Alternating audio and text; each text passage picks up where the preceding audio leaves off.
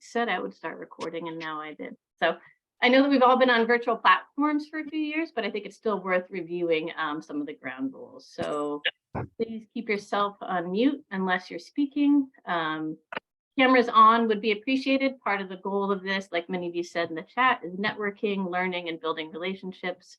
So hopefully by keeping your camera on, if you can, we'll get to know each other a little bit better in this virtual space. We'll be using the raising hand and chat feature.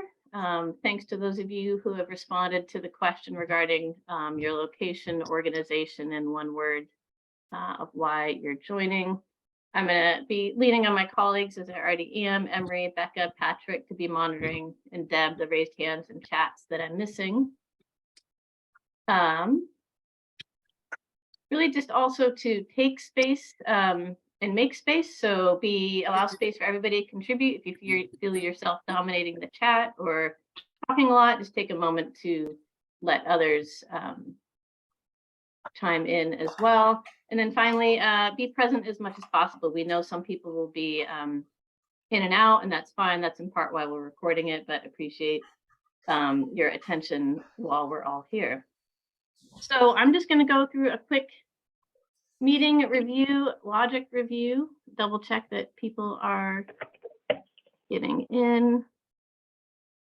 We're going to hear hopefully some opening remarks from Catherine Ferguson, who is currently the Chief of Staff to Secretary Vilsack. Then we're going to start out with some grounding in current realities with federal funding from Nils Christofferson, Patty Hernandez with Headwaters Economics, and Mark Haggerty. We're going to hear, then we're going to pivot to federal stories of innovation, hearing from Rural Development and the Rural Partners Network, the Department of Energy, and Sean Henderson with the Bureau of Indian Affairs. After that, we're going to hear from some leading conservation organizations who are thinking about how they're approaching these new opportunities and bridging gaps. We'll hopefully have 45 minutes to break for lunch, or a break at about 11:45 Mountain Time.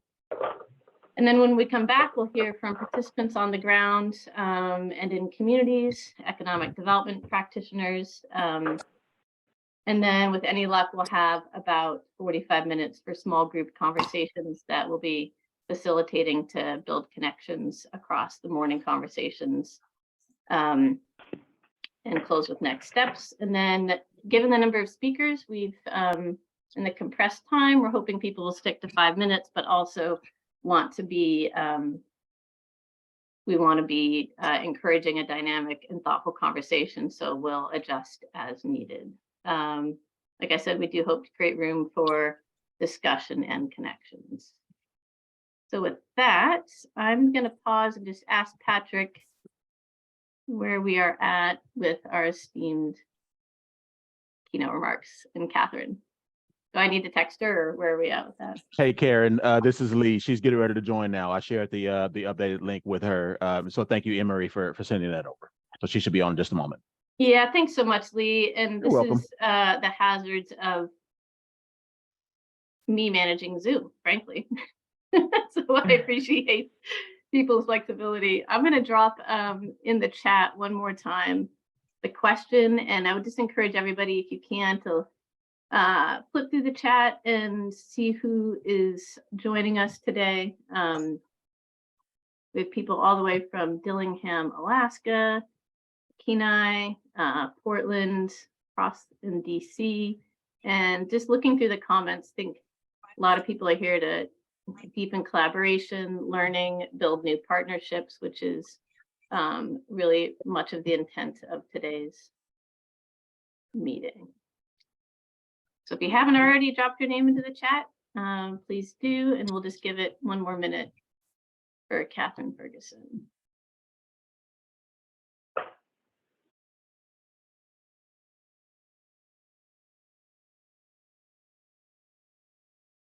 Thanks, Patty.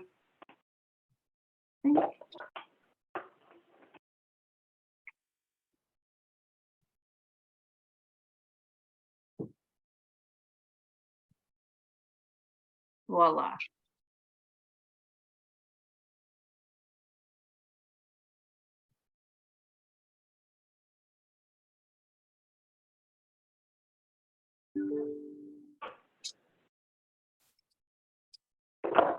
Morning, Catherine, or afternoon. Good morning or afternoon, depending on where you are. Yeah, apologies, Catherine, for that Zoom dilemma. As I shared with people, that's entirely on me. So glad you're able to make it. Yeah, so I'm just going to take a moment. I'm really pleased to and excited to introduce Catherine Ferguson, who is the Chief of Staff to Secretary of Agriculture Tom Vilsack. I met Catherine in her previous role as Associate Director of the Aspen Institute's Community Strategies Group, where we partnered on a few projects together. I know many of you have worked with her as well and have witnessed her passion and commitment to both rural communities and institutional change. Prior to her current role, she was Chief of Staff for the White House Domestic Policy Council and Chief of Staff for Rural Development in the Department of Agriculture. So suffice it to say, Catherine has long and deep experience in this field, and I look forward to her providing some opening thoughts as we kick off a workshop for the day. So Catherine, I'll pass it off to you. Thank you, Karen. And this is such a treat for me. I see so many familiar faces, and to see people I know who are so passionate, and many of you who I don't know, and also get to talk about things that I love and know that you also love, is really a treat. And I know I'm diving in the middle of a conversation you already have. So would just ask, I'll make a few remarks, but as we go, would just ask you to, whether it's putting notes in the chat or just raising your hand, Karen, certainly chime in and direct me a little, because I want to make sure that my remarks and the conversation is really a good use of your time. What Patrick asked me to speak about in particular, well, just tell you what I'm starting with, is a real interest in having a sense of what's working, what's not working, where there's still opportunity when it comes to this really historic time with a whole bunch of new federal funding flows and investments in rural communities, in climate, in infrastructure. If you want me to start somewhere else, I'm happy to do it. But that is what I have on my mind. Okay, so I'm going to dive in. I'm going to assume a relatively high level of knowledge here about the legislation that's passed over the course of the past 2 years and the funding flows themselves. To the extent you want me to back up and provide any context after a few remarks, happy to do it. But starting with 3 massive pieces of legislation, historic, once in a generation piece of legislation, what's working, right, is that we are making investments that we have not for decades, for generations, in infrastructure, in climate, and in rural communities, as well as urban communities, tribal communities. And that is just, it's unprecedented. It is going to be the kind of thing that we can see for years and years to come. None of that's surprising at all. For us at the Department of Agriculture, when I think more specifically about what's working and some of the opportunities that this funding has presented, there are the really obvious things where we have backlogs of programs and of applications. So, for example, Natural Resource Conservation Service has 100,000 contracts that are ready to go. They're just unfunded. Right, we'll be able to address that kind of backlog very quickly. The Forest Service, right, billions and billions of dollars of forest prevention work, right, for our wildfire prevention workforce that just has needed to be done. And we all know that prevention, and when it comes to wildfire, is so much less expensive, right? Something like $5,000 per acre versus, I'm going to get all the numbers wrong. Patrick can clean up after me. All of you can clean up after me, I'm quite sure, on what those exact numbers are. But just so much less expensive and so much smarter for communities to be putting money into that prevention work. And we can do that for the first time really ever. I think the things that are harder to see if you're not behind the scenes where I am, is that there are authorities and tools that were provided in this legislation that are different. And a good example of that would be in the American Rescue Plan, Section 1001, very first section in the entire legislation, is a provision that provided $4 billion to the Department of Agriculture to invest in the food supply chain. And the provision, I think, is actually worth looking at. I have it right here, but could probably copy paste for you in a minute. It's only a few lines. And so it gave USDA this tremendous amount of money and also tremendous authority to look at what was wrong in the world and what did we learn in the midst of COVID about the food supply chain. Where were their weaknesses? Where did things go wrong? And what do we need to do about it? And I mention that as an example because what that has turned into and what it prompted, one was a review, a really thoughtful, academic, outcome-oriented, problem-solving review of the full food supply chain. From that, it created an entire food supply chain transformation initiative. Some of that drew on existing programs and authorities. So for example, as much of like with a food as medicine component of that, we were able to put money into existing programs like Double Up Food Bucks or the Healthy Food Financing Initiative, both of which already existed.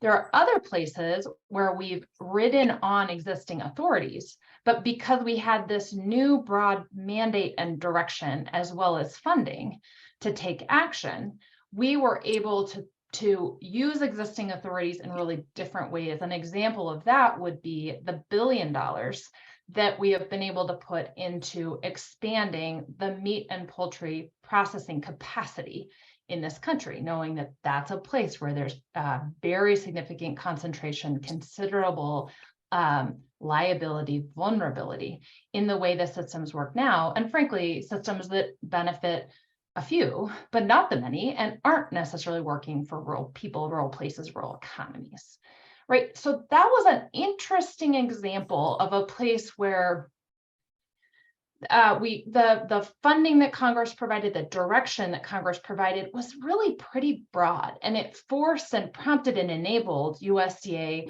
to work in a really different kind of way than we normally would, where we previously, Congress couldn't just give us money through an existing program or an existing authority because we didn't have something that worked. But we could use a combination of this mandate to work on food and improve food supply chain with some of the really powerful lending authorities that exist in the Consolidated Farm and Rural Development Act that show up in rural development and frankly also in the Farm Service Agency. So that's something that I'd say is working and was really interesting, and I could go on, but I won't spend more time there. But there are several different examples, particularly in that section 1001 of American Rescue Plan, but frankly, American Rescue Plan more broadly. And I would differentiate there between the American Rescue Plan and how BIL was structured, and the Bipartisan Infrastructure Law, and then the Inflation Reduction Act. Those two, to their credit, and also to our detriment in certain ways, right? Trade-offs, push money through existing programs. ARP had a lot, because probably was written at the very beginning of the administration, right? Really, really quickly. And in the midst of a crisis, it provided broad authorities, and so it's taken longer to implement. We've had to create lots of new programs, so harder to see it on the ground right away, but maybe more responsive in certain ways to what was going on in communities on the ground at the time, and just a little bit more flexible. So that's a lot. That's a mouthful already. I'll just mention 3 other things that I would say are working. Examples of things that are working.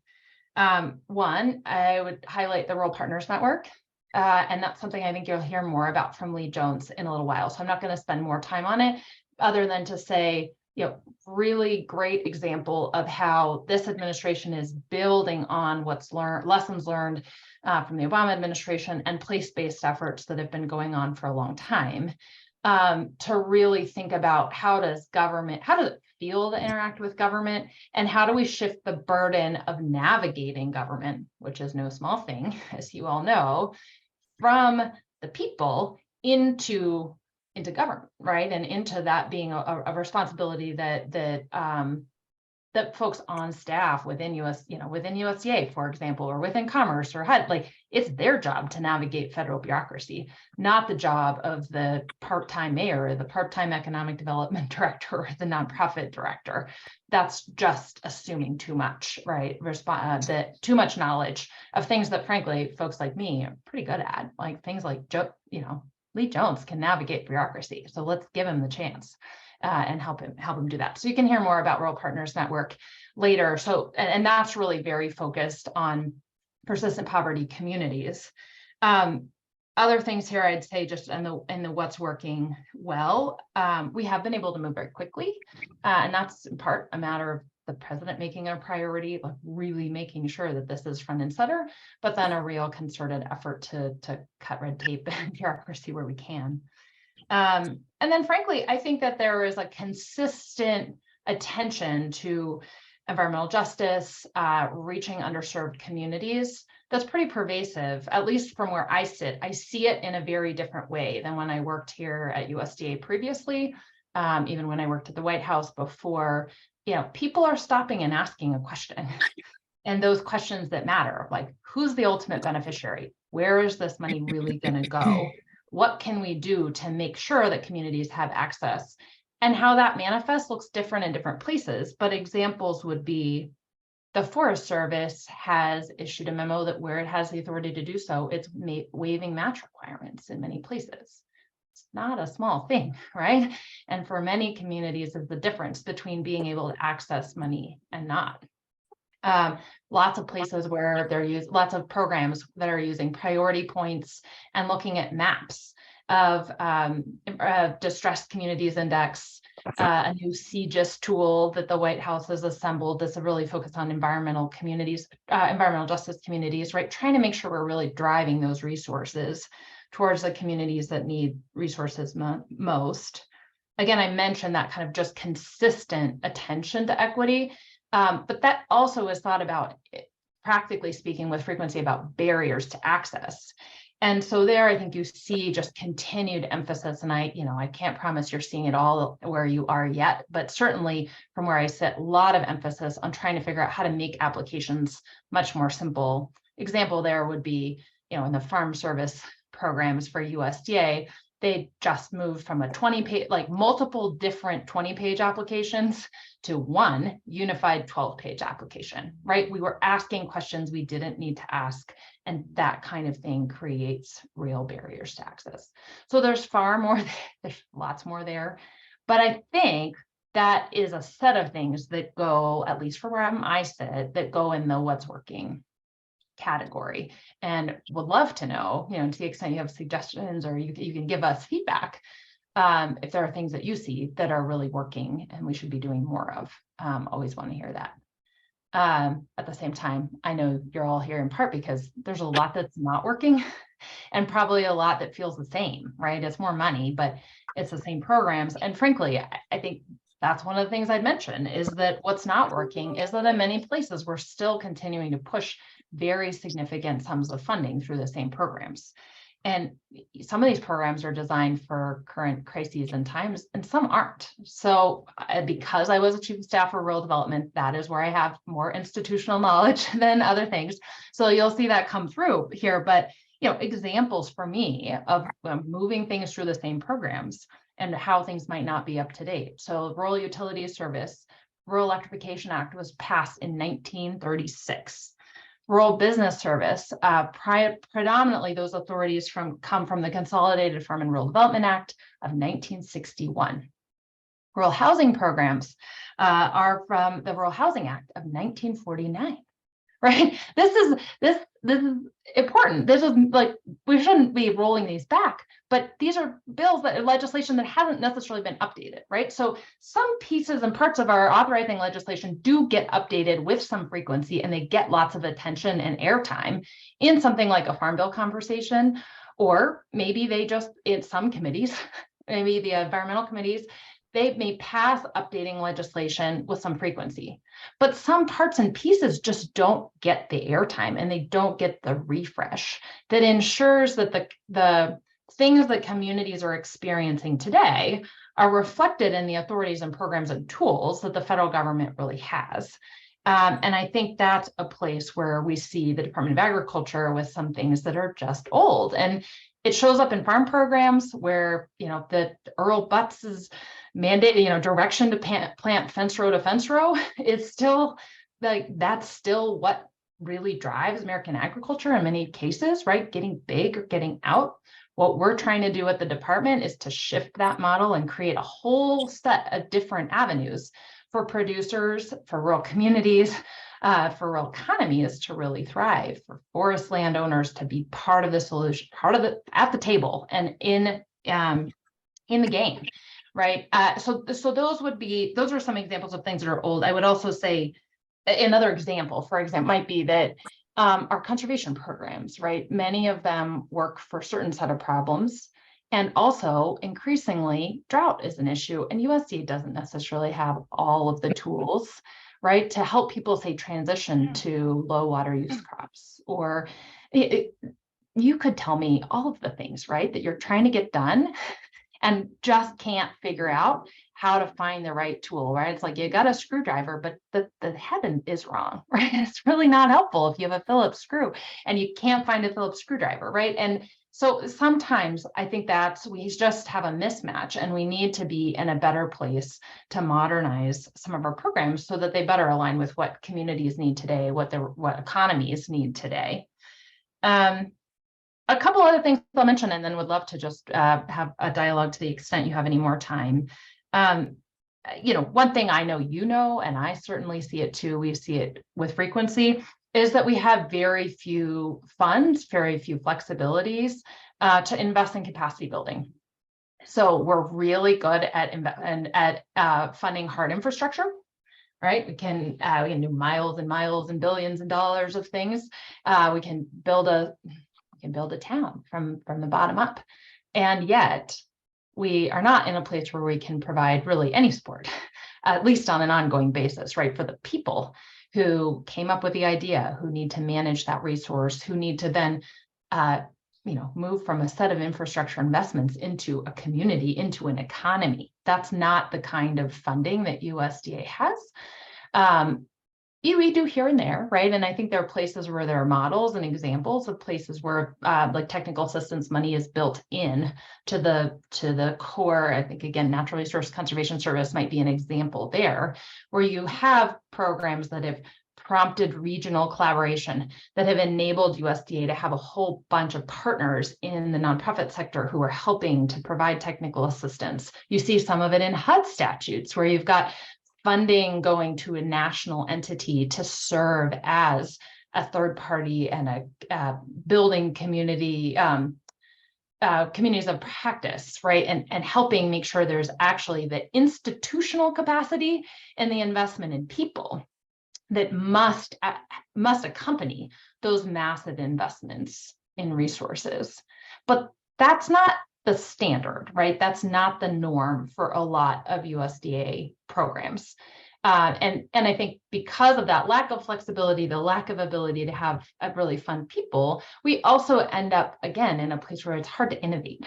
So if you want to do something interesting in terms of investment capital, or you want to do just the things that work today and the way that communities are working, we don't usually have the tools or authorities, or even if we do have the tools and authorities, we don't necessarily have the flexible money to do that. And in the meantime, Lee Jones is probably going to know this one pretty well. Many of you will as well, but you know that we don't have very many staff. The amount of resource that's going out is historic, right? And the staffing levels are just about the same. I was just looking at staffing levels for the department over the last 15 years.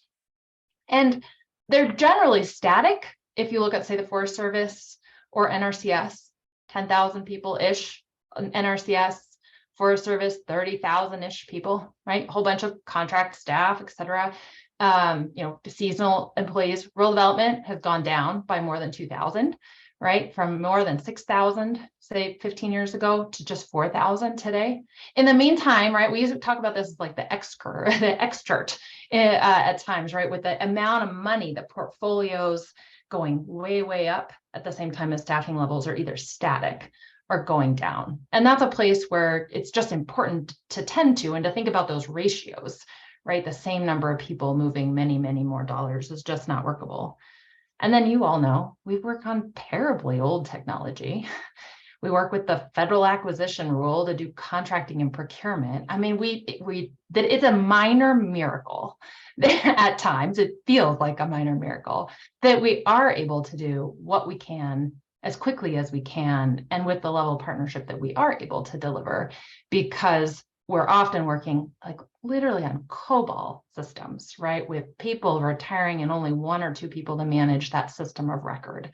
And that's the kind of thing, it's not sexy, it's not cool, it's not the kind of thing that most policymakers, most advocates, most folks doing work on the ground want to talk about, but it makes a world of difference. And so as you think about how to come together, what to advance, I would ask you to be thoughtful about the need to continue to drive innovative policy and really to push on the policy side of things, because we do want our programs and tools and authorities to match what communities need today.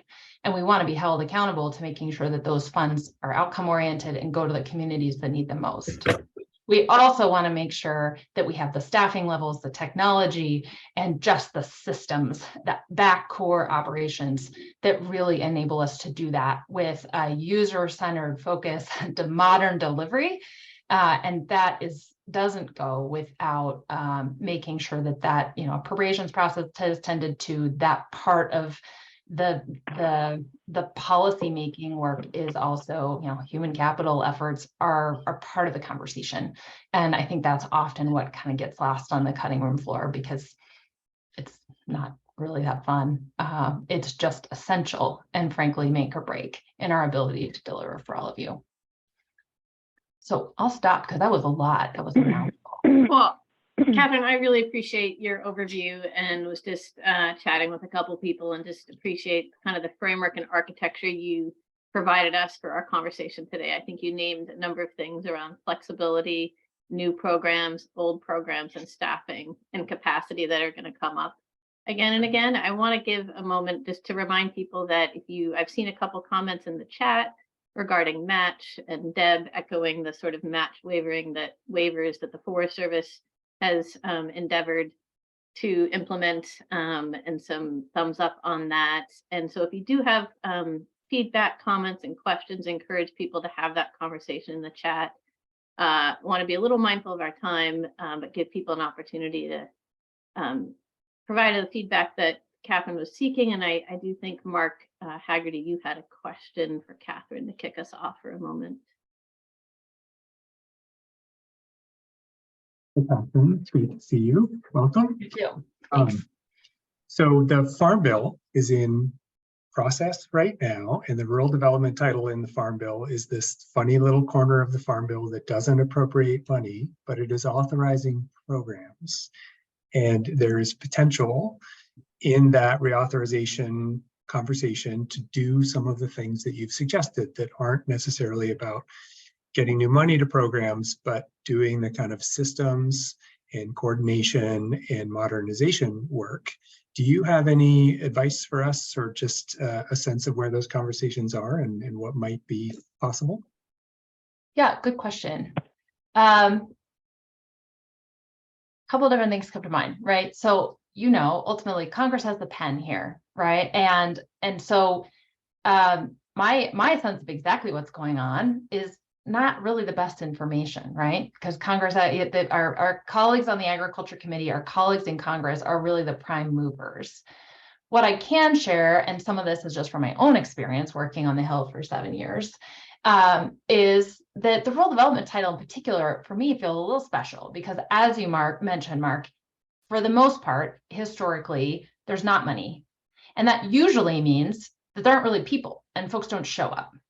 And so I think one thing that's just important for all of you to know is that showing up and caring about the rural development title and doing so with a unified voice that demonstrating that there is a multi-sector, multi-geographic, multiracial coalition that cares about these programs is groundbreaking.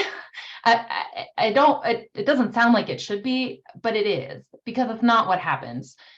I think it's important for you to be having the conversation today And then to bring your conversation in and marry it up with the other handful of folks, there aren't a lot, who are trying to make sure there are some kind of unified themes within rural development, and being realistic, being thoughtful about what are the 2 or 3 things that would really make a big difference, and having some alignment with other kind of groups that are working in this multi-sector, multi-regional way is important. Because what I'll tell you, what I've found, I worked on the Hill for 7 years and worked on 2 different farm bills, one on the agriculture committee and the other on personal offices. What I found in the rural development title that actually was quite different than working on a lot of other titles where you had coalitions that would come around bigger ideas. In the rural development area, everything ended up being about all these tiny little programs. Everybody walked in and said, I want these 3-line changes to value-added producer grants. And what I really need is this little tweak to the circuit rider program. And, everything was about, organizations advocating for the one thing that they cared about. And that wasn't interesting. And that's how you, in part, why I think you ended up with lots of little tweaks around the edges, but very little that was cutting edge or big or bold, or that would actually enable rural development to have much more modern, responsive tools. So if this group and a couple others can come around a couple big things, capacity building, right? The notion that government shouldn't be so hard to navigate, and that programs should be modern. Again, I'm giving you kind of high level things to work with here. That in itself creates a much better place for making systemic change. And I just suggest, play the long game and the short game at the same time. Right? There's all kinds of stuff that needs to get done. It's not going to get done in this particular farm bill. But if you know which direction you're going, know where you want to go over the course of the next 10 years or 20 years, then you can think a little bit about, well, what would enable us to build that coalition this time around? What would enable us to take a step forward and pilot something and show that it works? And I think in that way, the Rural Partners Network is that kind of example where rural development has $5 million, right? We're working with a handful of agencies. There are only a set of RPN communities, but we're piloting and showing that there's a different way of working. And if it does pan out, then we'll want to build on that. So think about this in both a long-term, long game and short game at the same time. And then really, again, encourage you to come around a few big ideas and stay unified and continue to build the coalition, and then have a really strong message. Because I think if you can do all of those, then you'll both make progress, we'll make progress together. And it'll be setting the stage for work that'll happen into the future. And frankly, that is taking a page out of the book of lots of other organizations. And think about, how did the conservation title get to look the way it did? How did RCPP exist? How did the Land and Water Conservation Fund come to be? Right? There are lots of examples in other parts of, all over the place, right? Both within USDA, but certainly government programs, public programs across the country, right? Across government that are there's a story behind them of how people got together, had a big idea, stuck together, and that hasn't happened in the rural space for a long time. Thank you so much for that. The purpose of this meeting today is to really start building these networks between conservation and rural development communities, so we can build that coalition. And having a sense of not only what to do, but maybe some of the venues to start discussing those in is really helpful. So we look forward to your future partnership and leadership. Thank you so much. Thank you. We have a really full agenda. We could talk to you all day, but thank you so much for your time, and I will turn it. Absolutely. A pleasure. Really, thank you for putting in the time. Encourage you to stick together. And we look forward to hearing, come back to us. I'd love to hear where you land, hear how your conversations go, and watch what you do in the months and years ahead. Yeah, thank you so much, Catherine. Thanks, Mark, for that question. I saw a lot of feedback in the chat, and I'm sure we'll be circling back with you on takeaways from this. And I think Catherine gave us a lot of things to chew on in our post-lunch conversation. So Thank you for navigating the technical difficulties. We talk about outdated systems. There are also people who aren't as good at navigating them like me. So it's a combination of factors. So thank you. And we're going to move on to our next panel. So Thank you. Take good care. yeah, thanks, Catherine. I took some good notes from that. I appreciate the chat here and the feedback around match and what RD. time you needed to be there, so I just say we eat at 5. I think And there's someone who needs to mute their phone out there. Actually, I have the power to do that. Okay, so we're going to pivot now to the next section of our agenda titled, we heard a little bit about this from Catherine, new funding and old problems. She talked about how there's new funding that goes to old systems, and we wanted to sort of unpack that a little bit more from a few people who have been thinking about these issues at different scales. From Nils Christofferson, who I'm unclear if he is on, unless he's on the phone, from Law Resources and also with RVCC, Patty Hernandez with Headwaters Economics, and Mark Haggerty. So I'm just give 1 second for Nils to be call in user number 1, but if that's not him, we're going to go to Patty. Okay, Patty, you want to start us off here with some remarks about what you've been working on? I think Catherine even alluded to it in the rural capacity map and some of the things that Headwaters is doing. Yeah, that sounds great, Karen. Hey, everybody, so good to be here today. I've got some visuals, so I'm going to share my screen.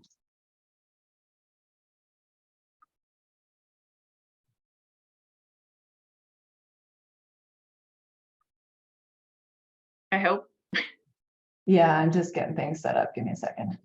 Okay, good. All right. When you share your screen in Zoom, there's always so many options. Which one is it? Okay, we're going to try this one. Are you seeing Yep, got it. the title? Okay, awesome. Perfect. So I'm actually going to start. So again, I'm Patty Hernandez with Headwaters Economics. I'm actually going to start with a question for you. So see if I can get my slides going. Yeah, here it is. So what share of climate resilience funding, so I'm just talking about climate resilience funding for this question, what share would you guess goes to interior states? So it's this middle part of the country that I'm talking about here in blue. All right, so did you guess 16%? That's a big part of the country. That seems really small, but Headwaters Economics, we recently looked at successful grant applications just for FEMA's flagship climate resilience program, BRIC. And we found that the vast majority of the funds have gone to really more affluent communities and larger communities on the East and West coasts. And that pattern definitely holds true for most competitive federal grants. However, there is a lot that groups like us can do to make sure that federal resources get to the communities that need them. And I'm talking about, the conservation community broadly, foundations, nonprofits. We, for example, at Headwaters Economics recently learned that we were successful in helping this community, Three Forks, Montana. They're a very small community in Montana, for those of you that don't know, and they have very high flood risk. And we helped them secure the largest FEMA flood mitigation assistance grant ever awarded to a Montana community. So this was, a big cause for celebration. Our organization has been around for 17 years. We've worked with, more than 100 communities across the country on similar projects. So I'm just going to take a few minutes. I'm going to do my best to keep it under 5 minutes to just introduce Headwaters Economics and just show you one tool that has a lot of ties to what Catherine was walking us through. The tool, it's called the Rural Capacity Map, and it highlights rural needs. So Headwaters Economics, we're a nonprofit. We work locally on economic development, community development projects. We also work at the state and national levels on economic policy. And what that looks like in practice is that we're very frequently partnering with local governments to do things like provide data and economic arguments and strategies and tools to help them achieve things on the ground, like passing wildfire resistant building codes, or in the case of Three Forks, doing things like securing funding to reduce flood risk in vulnerable neighborhoods. And we are very, very passionate about improving outcomes in rural and underserved communities. Now, last year, our team worked to develop and release the first national map of rural capacity. And just in the context of this project, what we were doing was focused on a type of capacity that's like a big word that can be interpreted in lots of different ways. We were really looking at the ability that communities have to plan for and fund, and then actually do the work, implement it, and maintain the infrastructure that is necessary to reduce risks from climate-related disasters. So that was the focus for this project. And what we did was include data representing several different types of indicators of rural capacity, from local government staffing levels to institutional, the presence of institutions, economic opportunity, education and engagement levels. And then, not surprisingly, what we found when we mapped this all out was that the interior part of the country really faces more capacity barriers. So let me point out a few things about this map. What you're looking at is the bright orange areas are the places with low capacity, and the darker areas on the map indicate higher capacity. And one thing that if you haven't seen this before, that I think is particularly striking about it is how different it looks from most maps of social vulnerability, whether it's, the social vulnerability or the CJEST disadvantaged areas, or other maps of environmental justice or economic justice. And the reason for the difference is that while there's many, many at-risk people in places like Boston or LA, those cities really excel at securing federal resources. And as we know, we've been talking about already this morning, rural communities, particularly in interior states, don't have the staff frequently or the resources needed to compete for federal funding. And we have all seen that on the ground. So this map, if you go to it on our website, it's interactive. You can hover your mouse over a community to see its characteristics. And thankfully, it's been out about a year, and we've already seen a lot of folks using it to improve outcomes. So we know that state agencies from Michigan to Washington State are using the map to actually inform grant making. And then communities are using it to advocate for themselves.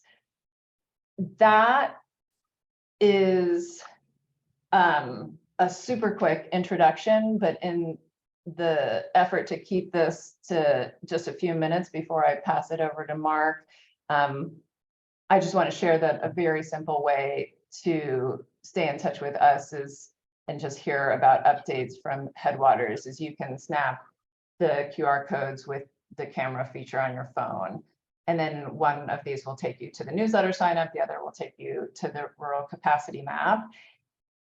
And one last thing before I pass it to Mark is just that I just want to reiterate how excited I am to be with you all today. I'm really keen to hear the solutions that you all are working on and finding success with.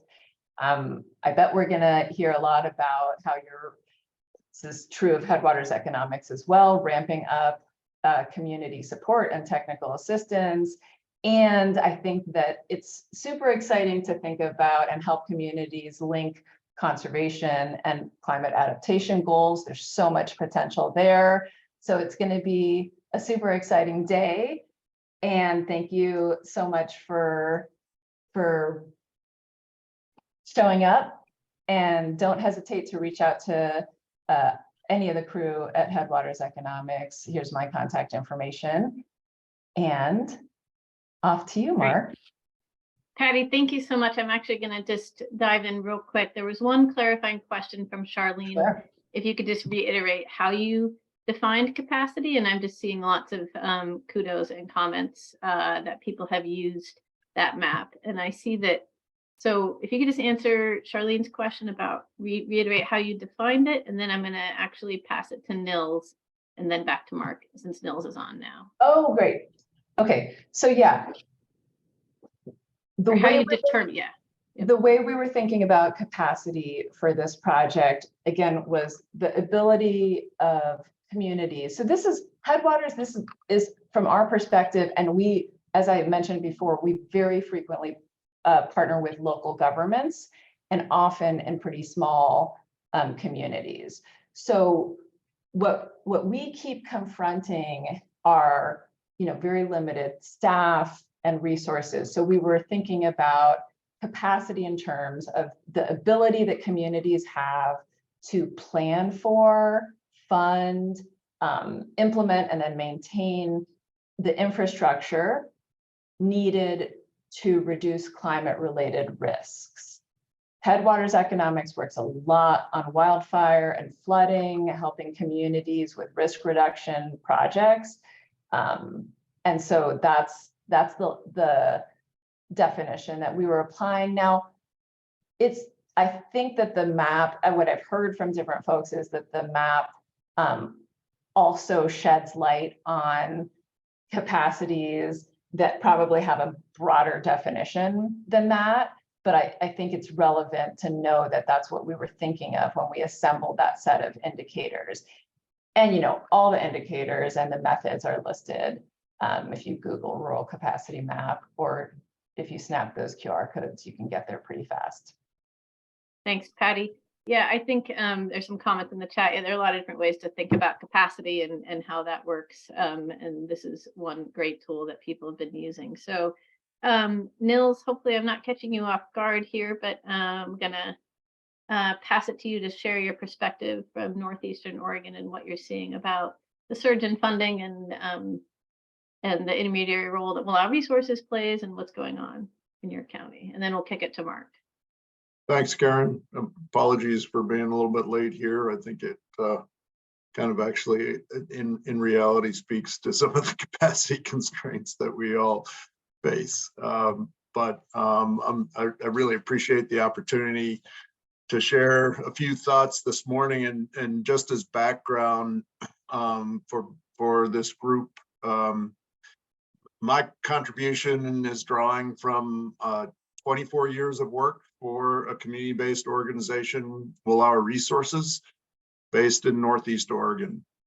We were founded in Willow County, a county that's larger than a couple states. It's about 40% of the size of New Jersey and has 7,000 people in it. Federal lands constitute about 60% of our land base and include the largest wilderness area in Oregon. All of this land was historically home to a few bands of the Nez Perce tribe, and the Nez Perce retain a wide range of treaty rights over the resources here and a strong presence, particularly around salmon restoration throughout the county. Willow Resources was founded in 1996 in response to changes in the forest sector, including federal forest management that had serious consequences to our communities and forests. Our nonprofit was tasked with reimagining the future for our rural community. A small rural area surrounded by public land, isolated from larger population centers and markets. And we frame our work as advancing a stewardship economy as a preferred model for revitalization and rural development. We believe the natural resources and the local and tribal communities attached to these lands are our most valuable assets. And recognizing the long history of extraction and the more recent period of disinvestment in rural, we also believe that investment in our communities, in the people, organizations, businesses, and lands offer significant returns, significant opportunities for real returns to a range of shared goals and values. Investing in forest, watershed restoration, regenerative ag, renewable energy, and rural responses to climate change could generate real triple bottom line results.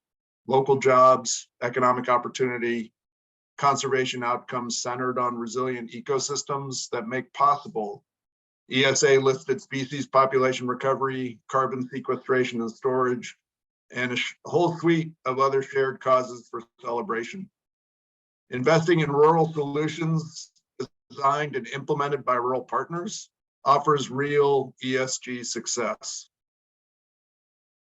And a little more background before I dive into some real examples of some of the challenges is that recently we partnered with Eastern Oregon University to complete a socioeconomic assessment of the Blue Mountain region.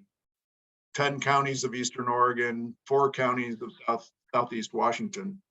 Collectively, the land area of this region, of these 14 counties, is larger than 17 states. It's a land mass larger than Tennessee and smaller than Louisiana. If it were a state, this Blue Mountain state, it would have the 3rd lowest population density in the nation, behind Alaska and Wyoming, and it would be at the bottom of many national economic indicators, including median household income, which would be comparable to Alabama and West Virginia. The region is also home to 3 of the largest national forests in the Pacific Northwest, the Willow-Whitman, the Umatilla, and Malheur National Forests. And over my 24 years here, I've seen a draining of local, state, and federal capacity, including a loss of USDA staff. The Forest Service staff declined by over 60% since I've been here. Rural development lost most of its field offices, and today this region, again, larger than the state of Tennessee, has 1 rural development field office. Our situation is not unique. The isolated rural counties of the West, which constitute nearly 50% of the Western landmass, is a shared reality. We all recognize the opportunities represented by the Bipartisan Infrastructure Law and the Inflation Reduction Act. There's more money coming through our federal and state partners than any of us have ever seen. But money doesn't get things done, people do. And we're lacking people and capacity in too many places that would benefit from this funding. The challenges we face are known, and many solutions are sitting on the shelf. Secretary Vilsack crafted a memo in the closing days of the Obama administration entitled Rural Strategies That Work, Lifting Up Federal Policies That Are Responsive to the Assets and Challenges of Rural America. More recently, CAP produced the Path to Rural Resilience, Aspen Institute produced Rural Development Hubs, Ford Family Foundation produced a report on pathways to securing federal funding, and the Wilderness Society has generated a series of similar analyses and recommendations. And the Biden administration has launched the Rural Partners Network, with proven value generating from federal staff acting as navigators for rural partners to federal programs. Common themes run throughout this body of work, and they're all themes that are very familiar to me. If we're serious about addressing inequities in access to and opportunity from federal funding, we need to address a variety of fundamental barriers. The first one just being awareness. Given the lack of capacity that exists and the pressing sort of management and community demands that we're dealing with, either as nonprofits, tribal entities, or city and county governments, being aware of the opportunities and having the relationships to to identify those is the first challenge. And there are groups like Will Our Resources that over the time have begun to develop those relationships, and also as in here, the Watershed Center. I'm sure there's others in the audience today that have, but those are, I think those are pretty unique in this rural Western setting. I think for the most part, you just start with a lack of awareness and a lack of relationships to understand where the opportunities are and how to pursue them, and to do so in a way with enough time to be able to mobilize the staff capacity and technical support needed to do it well. Often when we are become aware of something, it's with a very short amount of time left to produce, to submit a proposal, or to even to raise our hand to express interest. So figuring out how to improve awareness is job number one. Then capacity. And again, going back to Secretary Vilsack's memo in October of 2016, where he noted that often it comes down to the mayor that has to be the grant writer, or the executive director of the nonprofit that needs to be the grant writer. That's still the truth. That's still today. That's still true today, seven years after he wrote that. And finding the capacity to and the capacity that has the training and understanding of good federal proposal writing or grant writing is a challenge. And you move beyond that to just technology, including internet access, that becomes a challenge in many rural places. And we see and hear that repeatedly. I mean, just recently, the Forest Service, and this is actually a potential success. We'll still see how it plays out. But about 3 weeks ago, the head of the Willow-Whitman National Forest called me, and based on, and he's relatively new in that position. I've had a good relationship with the director of natural resources for the Nez Perce tribe throughout my tenure here. And the forest supervisor called me to ask to set up a meeting with the director of natural resources for the Nez Perce tribe to see whether we could put in a application for Tribal Forest Protection Act funding that was made possible through additional funding that came through the Inflation Reduction Act. And we set up the call. We had, I think, 48 hours to agree and submit an application between the two, between the Willow-Whitman and the Nez Perce tribe, and we did it. And we were actually successful in being awarded $400,000. But it was, again, sort of this happenstance of relationships and opportunity. And there's still a lot of questions actually about what the award allows us to do and how we will be able to execute it. So it's nice that we got the funding. The timeframes and the capacity to really do good planning and preparation, we're not there. And now we're all scrambling to figure out within the timeframes that funding needs to be implemented, how to make it work. Another issue that is persistently a problem for many of us is eligibility criteria, interpreting, which goes back to access and awareness again, interpreting eligibility criteria and being confident that you're submitting to the right programs from the right applicants. And you see that the Ford Family Foundation analysis of nonprofits across the state of Oregon and local governments flagged that time and time again.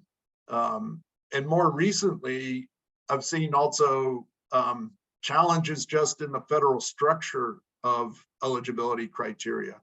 So the EDA's recompete program, for example, had eligibility criteria that was really focused on gaps or sort of labor shortages as a key determinant of priority investment. But it didn't recognize that in Wallowa County, or sorry, and I framed that wrong. It was less labor shortages, but sort of underutilized labor as a criteria that would made eligible access to EDA recompete. But in most of the counties that we are working in, that when our primary industries collapsed, we also saw a big transformation in the housing market, first with this collapse in the housing market, bringing in retirees, and then more recently, outside investors in second homes and vacation rentals. And so we have both low economic conditions, but we also don't have a shortage of labor, because a lot of the prime labor workforce age moved away. And because we don't have a shortage of labor, which is really now driven by a shortage of housing, we don't qualify for EDA recompete on their primary list of criteria. And so that kind of like misunderstanding within the criteria about the interplay of economic opportunity, housing, and labor markets is creating barriers for many communities across the Intermountain West, especially these small rural communities where the housing market and labor market have also changed to access funding. Another piece that comes up time and time again is match funding, and being ready to provide non-federal match funding. There's very few groups that have cash reserves, their own cash reserves, and again, often with the short time available to respond to a federal program, trying to figure out how to line up that match funding is consistently a problem. Again, the Ford Family Foundation in their report focused on Oregon talked about trying to potentially set up a dedicated fund just for that purpose. I'm not sure if they've done that yet, but it's clearly an issue.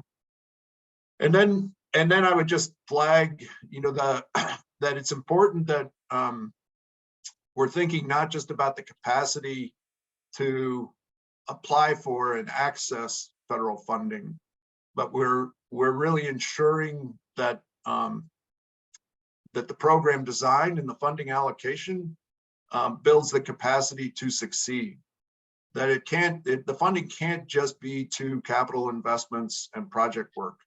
It needs to help build the capacity of the organization to be successful in project implementation. So it needs to fully cover the staff time required to do the job well as the overhead costs, and even to be prepared for public review, including the potential for an A133 or single audit, which many smaller local jurisdictions or nonprofits may have never been through before.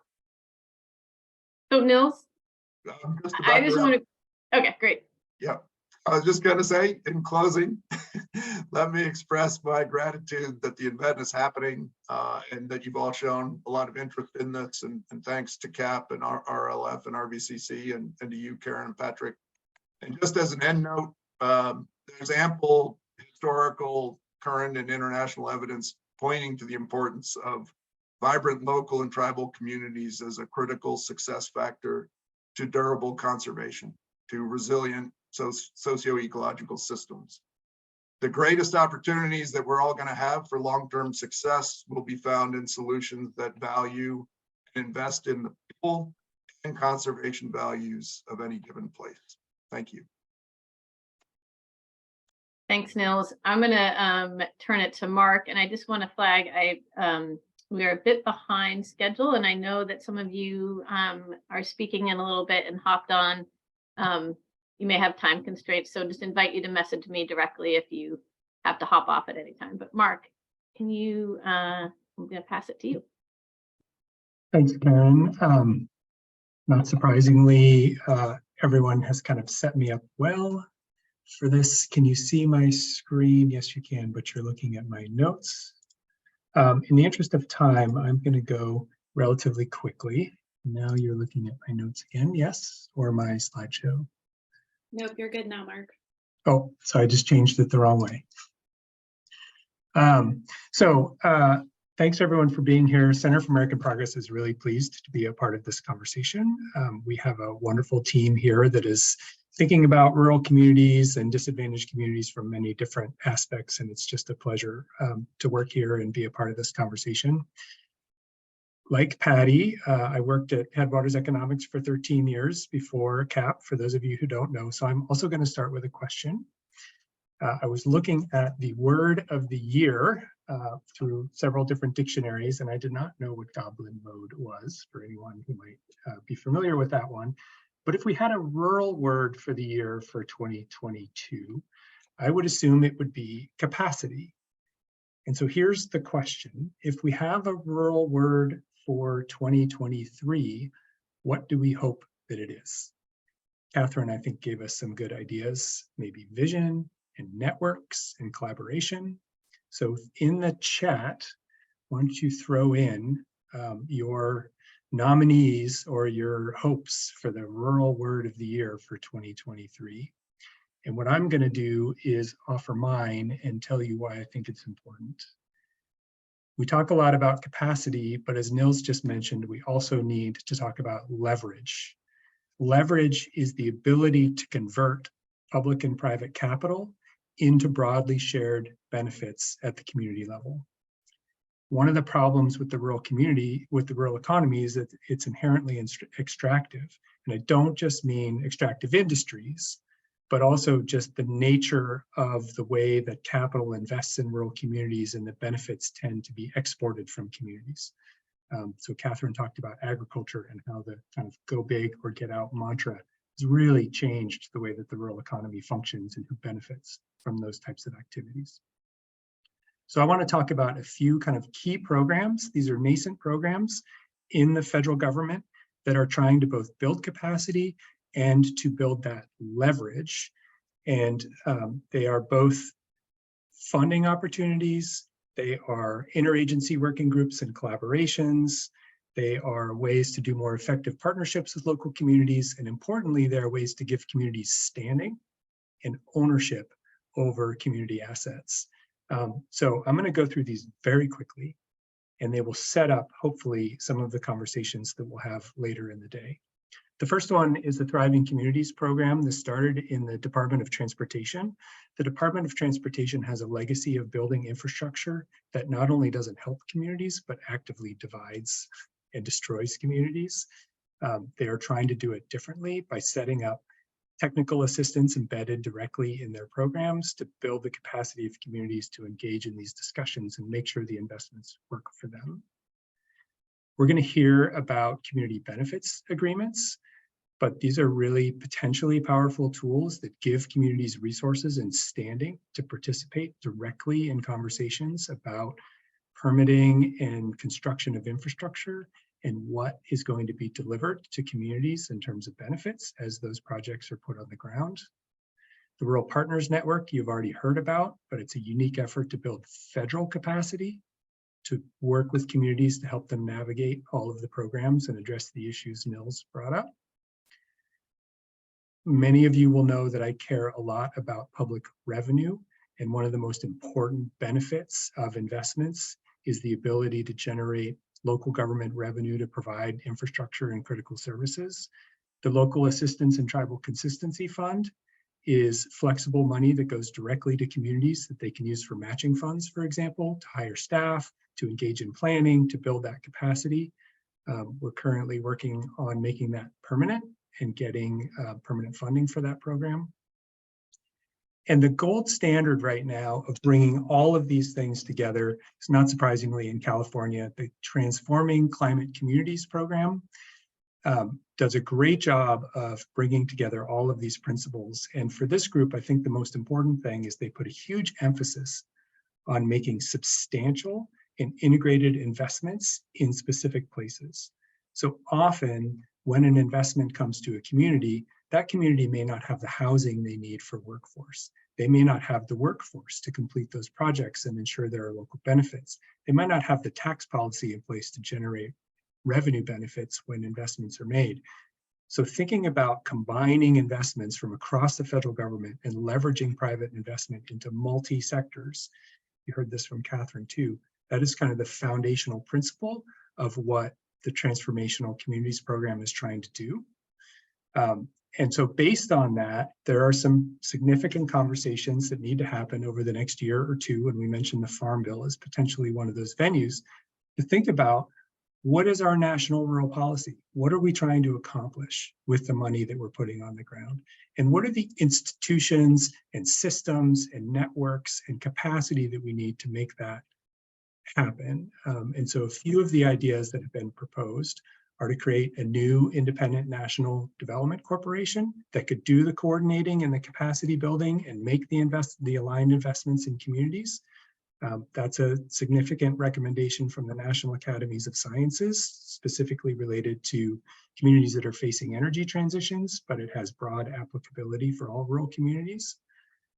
There have been calls to make a new rural development administration, a cabinet level agency that could do the coordination and the work from within the White House, or simply just to reinstate the White House Rural Council to provide the leadership and provide the authority to try to align all of these investments.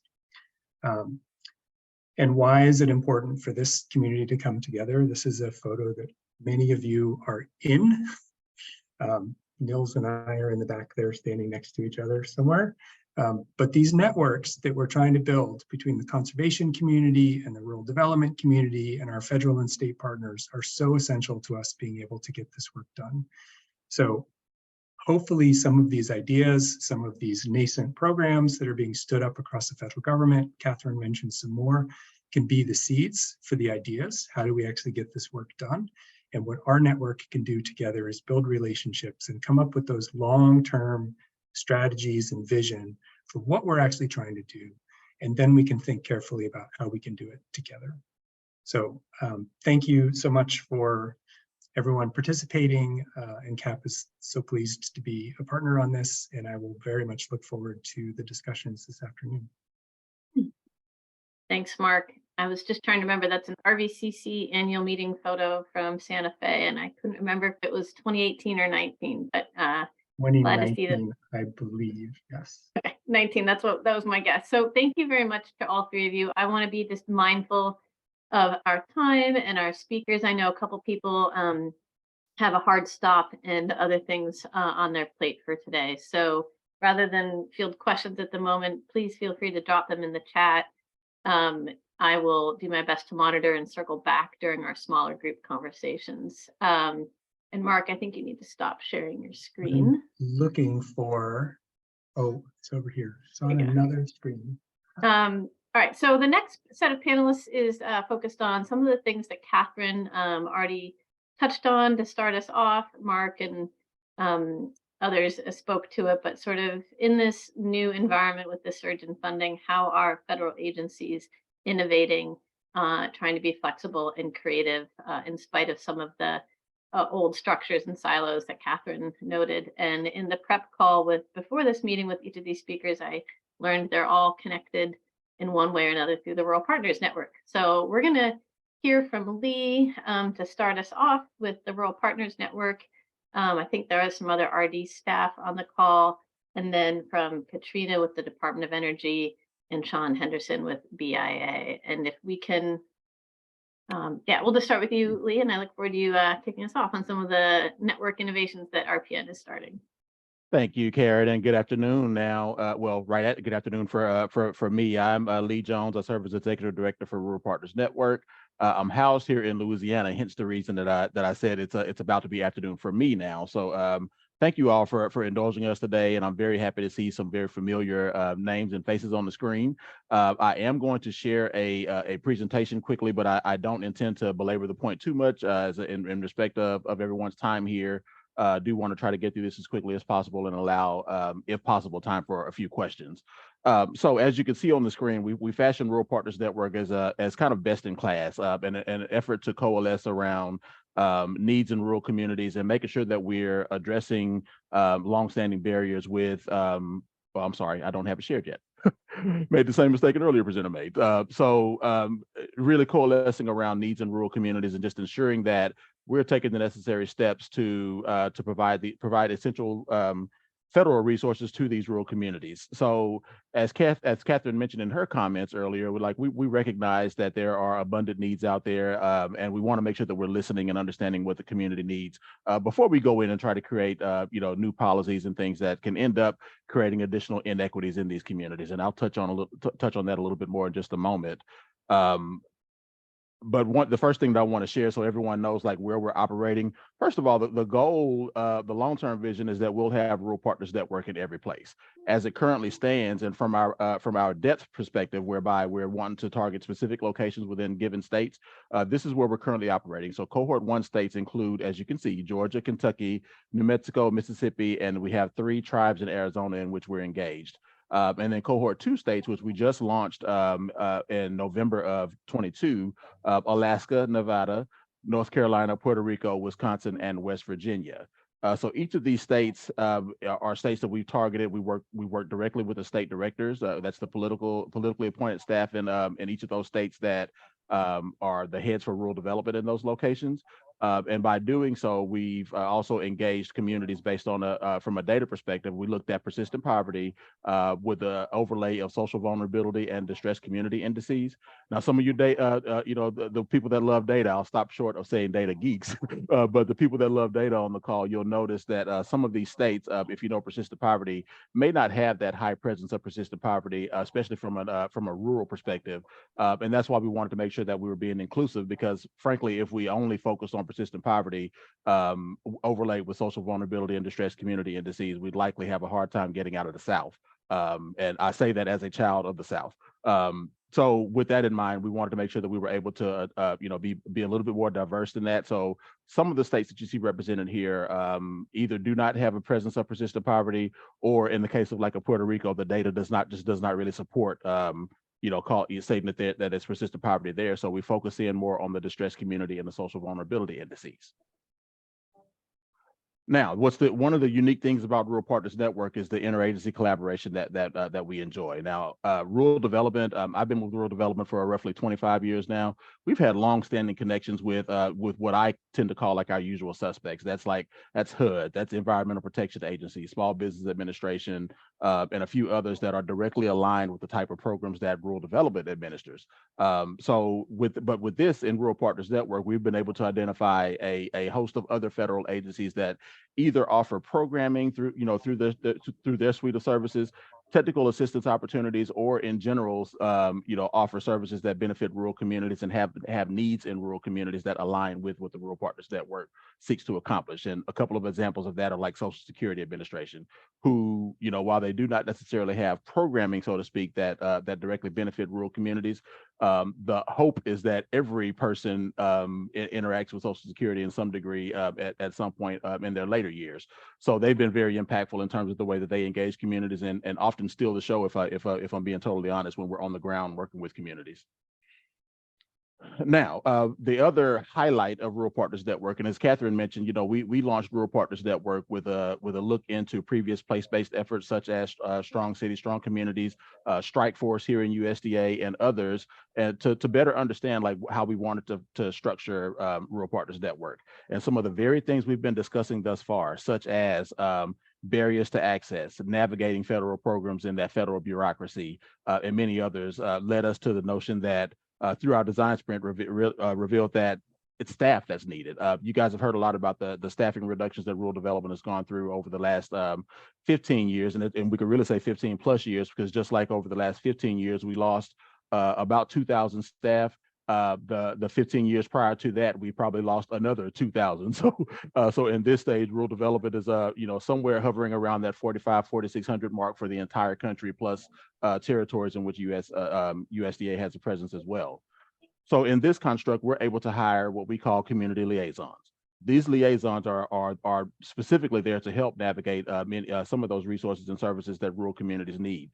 They are there to listen first, because we do believe that is essential, but ultimately are tasked with providing access to those resources, engaging with the rural desk officers that that we've identified at each of those federal agencies you saw on the previous screen. And I don't think I mentioned that each of those agencies that you saw listed on the previous slide have identified a rural desk officer. So that's either a team or an individual that serves as like the front door to that federal agency, with the the overall goal or the messaging behind this team of rural desk officers is that if a rural community needs access to the federal government, there's really no wrong place to go. In other words, if they have a specific need, but they have an existing relationship with rural development or Department of Transportation or whoever it may be, that person, if we're successful, we'll be established long term to say that person can make the appropriate connection to the agency that may offer the resource this community needs. So I credit Benga, my colleague who's on this call as well, for this, and I've actually co-opted it by saying, our animating theme is there is no wrong door to accessing the federal government. Now, of course, we've got a lot of internal things that we have to address. We've got to, kind of clean up our house, so to speak, as it relates to the way that we service rural communities and how we, require interaction with our programs. And we definitely want to simplify that and identify those barriers. Matching funds, for instance, has come up in a lot of contexts and constructs, and I can say affirmatively that as it relates to Rural Partners Network, where agencies have the regulatory authority, they are looking at ways to address those matching funds needs. It's just that unfortunately, many of the matching funds requirements are statutory, and we are limited in our ability to address them. However, with that said, we do know that there is at least some interest in considering what that looks like. So we're hopeful that Farm Bill 23 gives us an opportunity to better address like matching funds and things like that are significant barriers to rural communities being able to access our funds. Here's a perfect example, and I don't have much more after this because I want to make sure I save time for my fellow panelists. A perfect example is one of rural development's key programs is the community facilities programs. Many of you at the community level are probably familiar with that program. It does offer a grant component that's median household income based. I noticed some comments in the chat about median household income, and I can tell you, as someone that worked at the state level for 20 years, we don't love the median household income as an indicator for grant eligibility either, but it's what we have at our disposal, so of course we use it. But the point that I was wanting to make there is that if you're a community facilities employee at the state level and your objective is to spend all of the funds that have been allocated to your state, because nobody wants to send funds back, right? If your objective is to spend all the funds that you have allocated to your state, what you're going to end up doing is going to those communities that can meet that matching fund requirement, that have their audits and financials in order and that can access the program. And all that does is leave distressed communities even further behind. And that's the thing that, that's the kind of thing that we need to fix. The program is designed, but I often say that the federal government in its infinite wisdom tends to create inequities, and it's not intentional. But it's also a recognition that rural communities are not a monolith. I have colleagues that often say, if you've been to one rural community, you've been to one rural community. So when we're developing these solutions, the ideal solution or the solution that the federal government arrives at may not fit the needs of these distressed rural communities. And then you throw in Alaska, and it's a whole new ballgame as it relates to needs in Alaska. So when we talk about Rural Partners Network in action, one of the key things that we're working on now is as it relates to what we call signature projects, by which each network, and we have 36 of them across those 10 states plus Puerto Rico that I shared with you, each of them are asked to advance what we're calling a signature project. That signature project is meant to be like that overarching thing that's important to that particular network.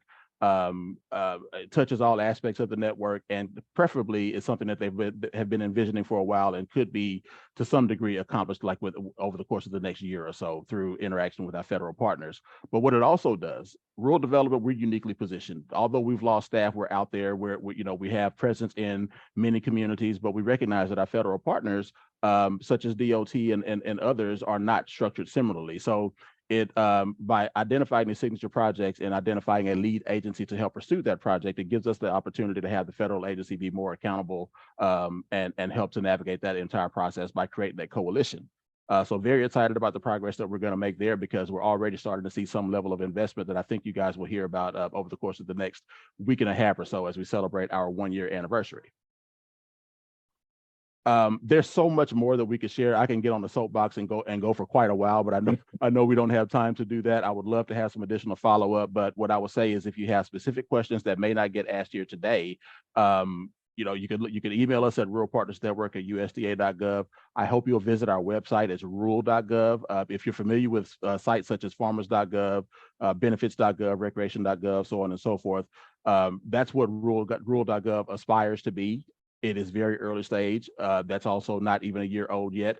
So you will see like some additional development that's occurring on the site, but ultimately we want it to be a tool and resource that any rural community can access and find solutions. We hope that when you go there that you'll also subscribe to our newsletter. We just had our anniversary issue come out yesterday. And you can also follow us on Twitter at ruralgov. And I do want to share that in terms of like communities of practice, we are in position where today, as a matter of fact, in a few minutes when I leave this call, we'll be having our first in a series of webinars. Today's webinar will feature Department of Transportation talking about their electric vehicle charging stations. We're setting these up to be specific to the Rural Partners Network communities, but our long-term vision is that these will be open to any rural community that has interest in the particular program that federal agency is submitting. So the webinar series is kicking off today. It's going to be very aggressive in the early stages, but we'll eventually settle into like a monthly cadence of these and hope to be able to invite all of you soon. So that's it for me for right now, Karen, but happy to stick around and answer questions at the appropriate time.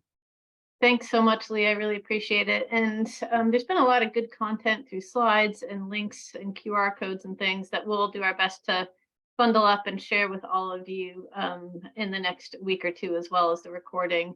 I just want to also acknowledge that, as you mentioned, Benga is on the call here from Rural Development, and Kathleen Williams, who's in Montana, who has been in the chat about some of the matching funds. So appreciate RD staff going up, and Tash as well. I'm going to, given some time considerations for other panelists, I'm going to pass it to Katrina with Department of Energy, who's going to talk a little bit about the community benefit program, which I think either Catherine or Mark or both of them mentioned.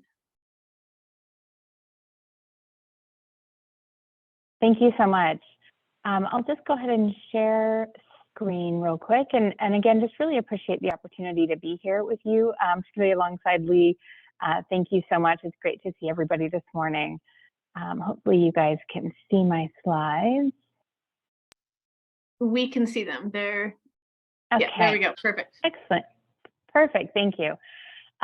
So just wanted to again start off by saying thank you. My name is Katrina Pielli, and I lead the engagement office in the new Department of Energy Office of Clean Energy Demonstrations. And we were created in response to the bipartisan infrastructure law with supplemental funding from the Inflation Reduction Act to really administer just over $25 billion to help advance clean energy projects in partnership with the private sector to accelerate the deployment, the market adoption, and importantly, the equitable transition to a decarbonized energy system. And we fill an important gap in the department, and one that we think makes us uniquely tailored to working with communities, in that our work is the bridge between the really bread and butter of the department, which is research and development, and the more commercialization focus, such as our loan programs office. And so we see ourselves as having a very clear mandate. I won't spend a lot of time here, but I'll focus on two things for you. One is the second item you see, which is clean energy and equitable. So we're really focused on our project helping to deliver the climate benefits that we know need to take place now to meet our 2035 and our 2050 climate goals. And the other is really looking at the idea of risk-based and equitable decarbonization. So we see our work in communities and with a variety of stakeholders is actually helping to ensure that the risk profile of our projects and our portfolios is fully understood and ideally well balanced.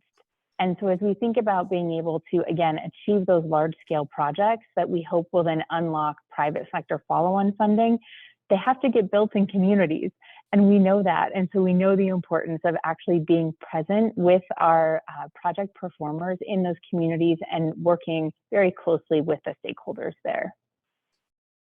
So spending a moment on the community benefits plan that Karen mentioned. So CBP, as we do the shorthand, this is really something that was new. It was created as part of this administration. And it reflects the priority both of the secretary at the Department of Energy, but also our office. And one of the things we see is a need to just ground this again in our mission and our mandate, which is specifically about the transition is equitable, that we don't perpetuate historic and ongoing injustices through our funding. And we also recognize that we really are at a pivotal moment in the clean energy transition, and that the actions we invest in today and that we fund as the public sector in partnership with the private sector will have long-lasting effects. And it's important that as we think about this investment, we have equity and environmental justice at the front of mind, that we think about impactful community engagement, quality jobs, workforce development, ensuring that all of that is major components. And I think I might have just lost my slide, so I apologize. Let's see. Karen, did my slides drop? They did, and I don't know if I can rectify. Oh, there they are. Okay, sorry. Yep. I'm at a conference, and so the Wi-Fi is a little sketchy. And so one of the ways, just to kind of keep going in interest of time, that we're embedding all of this is these CBPs. And so in all of OSED's applications, these community benefits plans are worth 20% of the total score. So right alongside the technical viability, the management structure, is these 4 components that you see on the right: community and labor engagement, DEIA, investing in the American workforce or quality jobs, and the Justice 40 initiative. And the way that we're seeing this, again, is an opportunity to work with our partners, who would be the project performer, to actually make sure that these are evaluated not only at the front end, but as we move through the project phases. So we do have a stage gate system in OSED. So there's moments throughout each of the project lifecycle where we face these go or no-go decision points, and how well they're progressing on their CBP requirements that are part of the funding agreement between the department and that project performer. That is part of those go, no-go decisions. So it's a very real piece of how we think these projects should be performing, and we've built it that way into the actual agreement. And again, this is new. You see the Justice 40 initiative, all of this is again kind of anchored in that, but for us, it's a lasting need, regardless of what comes, in the future regarding future administrations or future Congresses. We see this as really part and parcel to actually demonstrating clean energy at scale. So what this means for us is that we are going to be investing in all of these things you see on the right-hand side. Now, one thing to flag is that all of the department offices are indeed offering community benefits plans. Let's see, I'm not able to advance my slide, so let me just see if I can stop share and try again. One program I wanted to draw your attention to is our Energy Improvements in Rural and Remote Areas program, or ERA. And the reason I want to do that, excuse me, is because we've talked about the opportunity for innovative funding approaches. Hopefully this will work. So what you can see here is the full scope of OSED's programs, that $25 billion that I mentioned, and ERA is the second program on the right. So we have everything from hydrogen hubs to long duration energy storage. We just released actually this week the $450 million for clean energy on mine land. But ERA, this one's important for a couple of reasons. So one, it's $1 billion to invest in clean energy demonstration projects in communities with 10,000 people or less. The projects must benefit those smaller sized communities. And what we've done is we've released a funding announcement for $300 million. The concept papers are due next Friday. The important thing for us, that concept paper application for a single project, the maximum length is 8 pages. Which is almost unheard of, particularly at the department. And if you're submitting an application for multiple projects, the maximum is 12 pages. So we've tried to make this a very low bar for entry into our programs. In addition, the cost share. So the cost share for this is either 20% or 50%, depending on the type of applicant that you are. And again, this is unique for us because typically all of our programs require up to 50% cost share.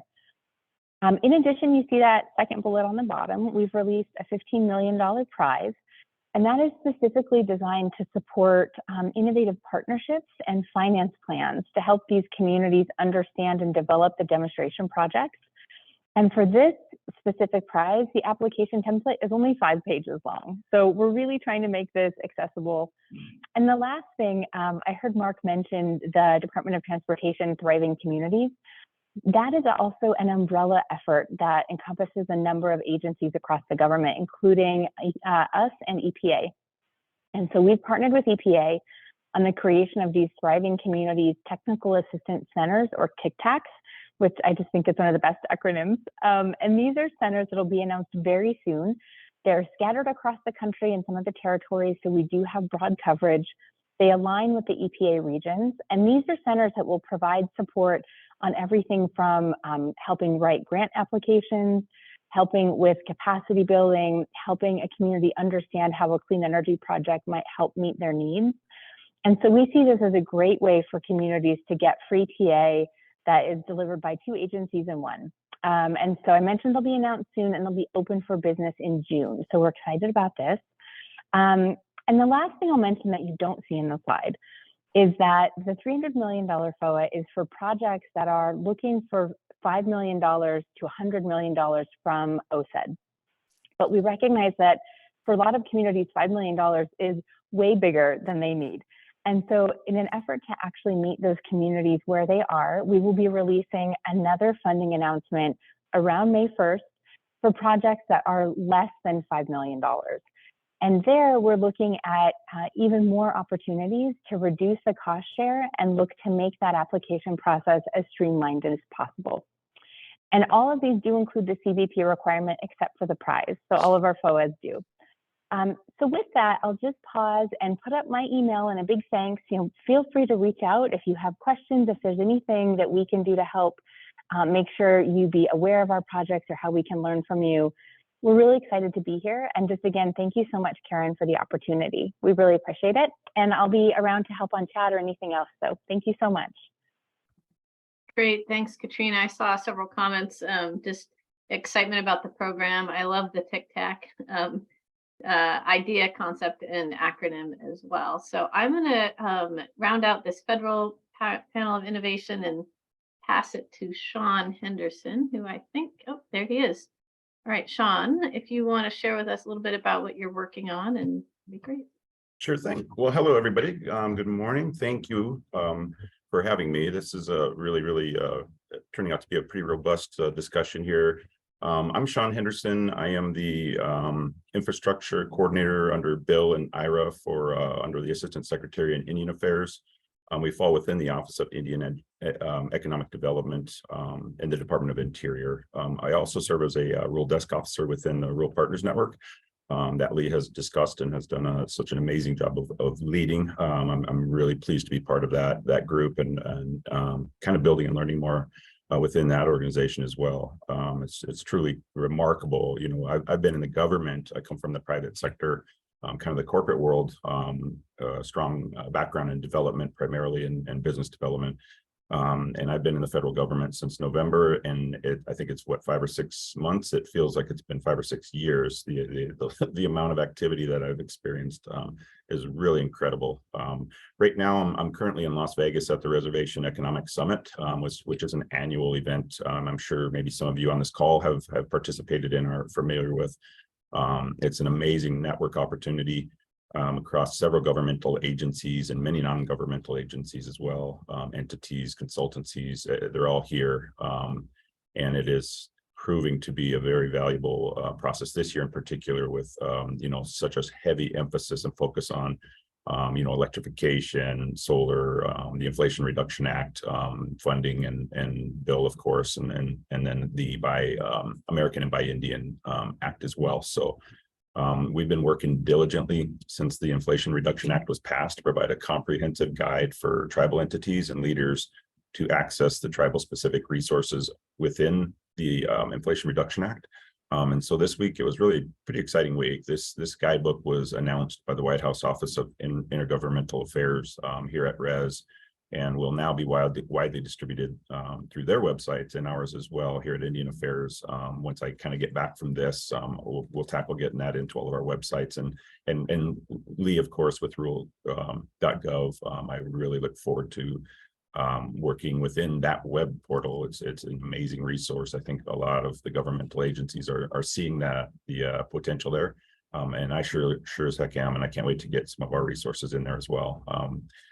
So I've included a link in the chat too for anyone who's interested in browsing through the guidebook. It's kind of duplicative of our bill guidebook that was published earlier on. But this is a little bit more comprehensive and kind of whittled down so that it's as simple to use as possible, actually. So take a look at that. And if you guys have any questions about that, I can provide more information too. So this week we also announced under the Assistant Secretary of Indian Affairs, we've established a new department, and this is just basically brand new. It's to address public-private relationships and resources. It was established specifically to work toward accessing the tremendous amount of philanthropic funding that is available and growing year over year. These are really rough numbers, but in one of our sessions here this week, it was discussed that out of an estimated $600 to $800 million that flows through this process, and aligned heavily into climate resiliency, there's only 0.004% flowing into Indian country. We look forward to continued work with many of these organizations in developing ways to open the door to this source of funding for a multitude of potential projects.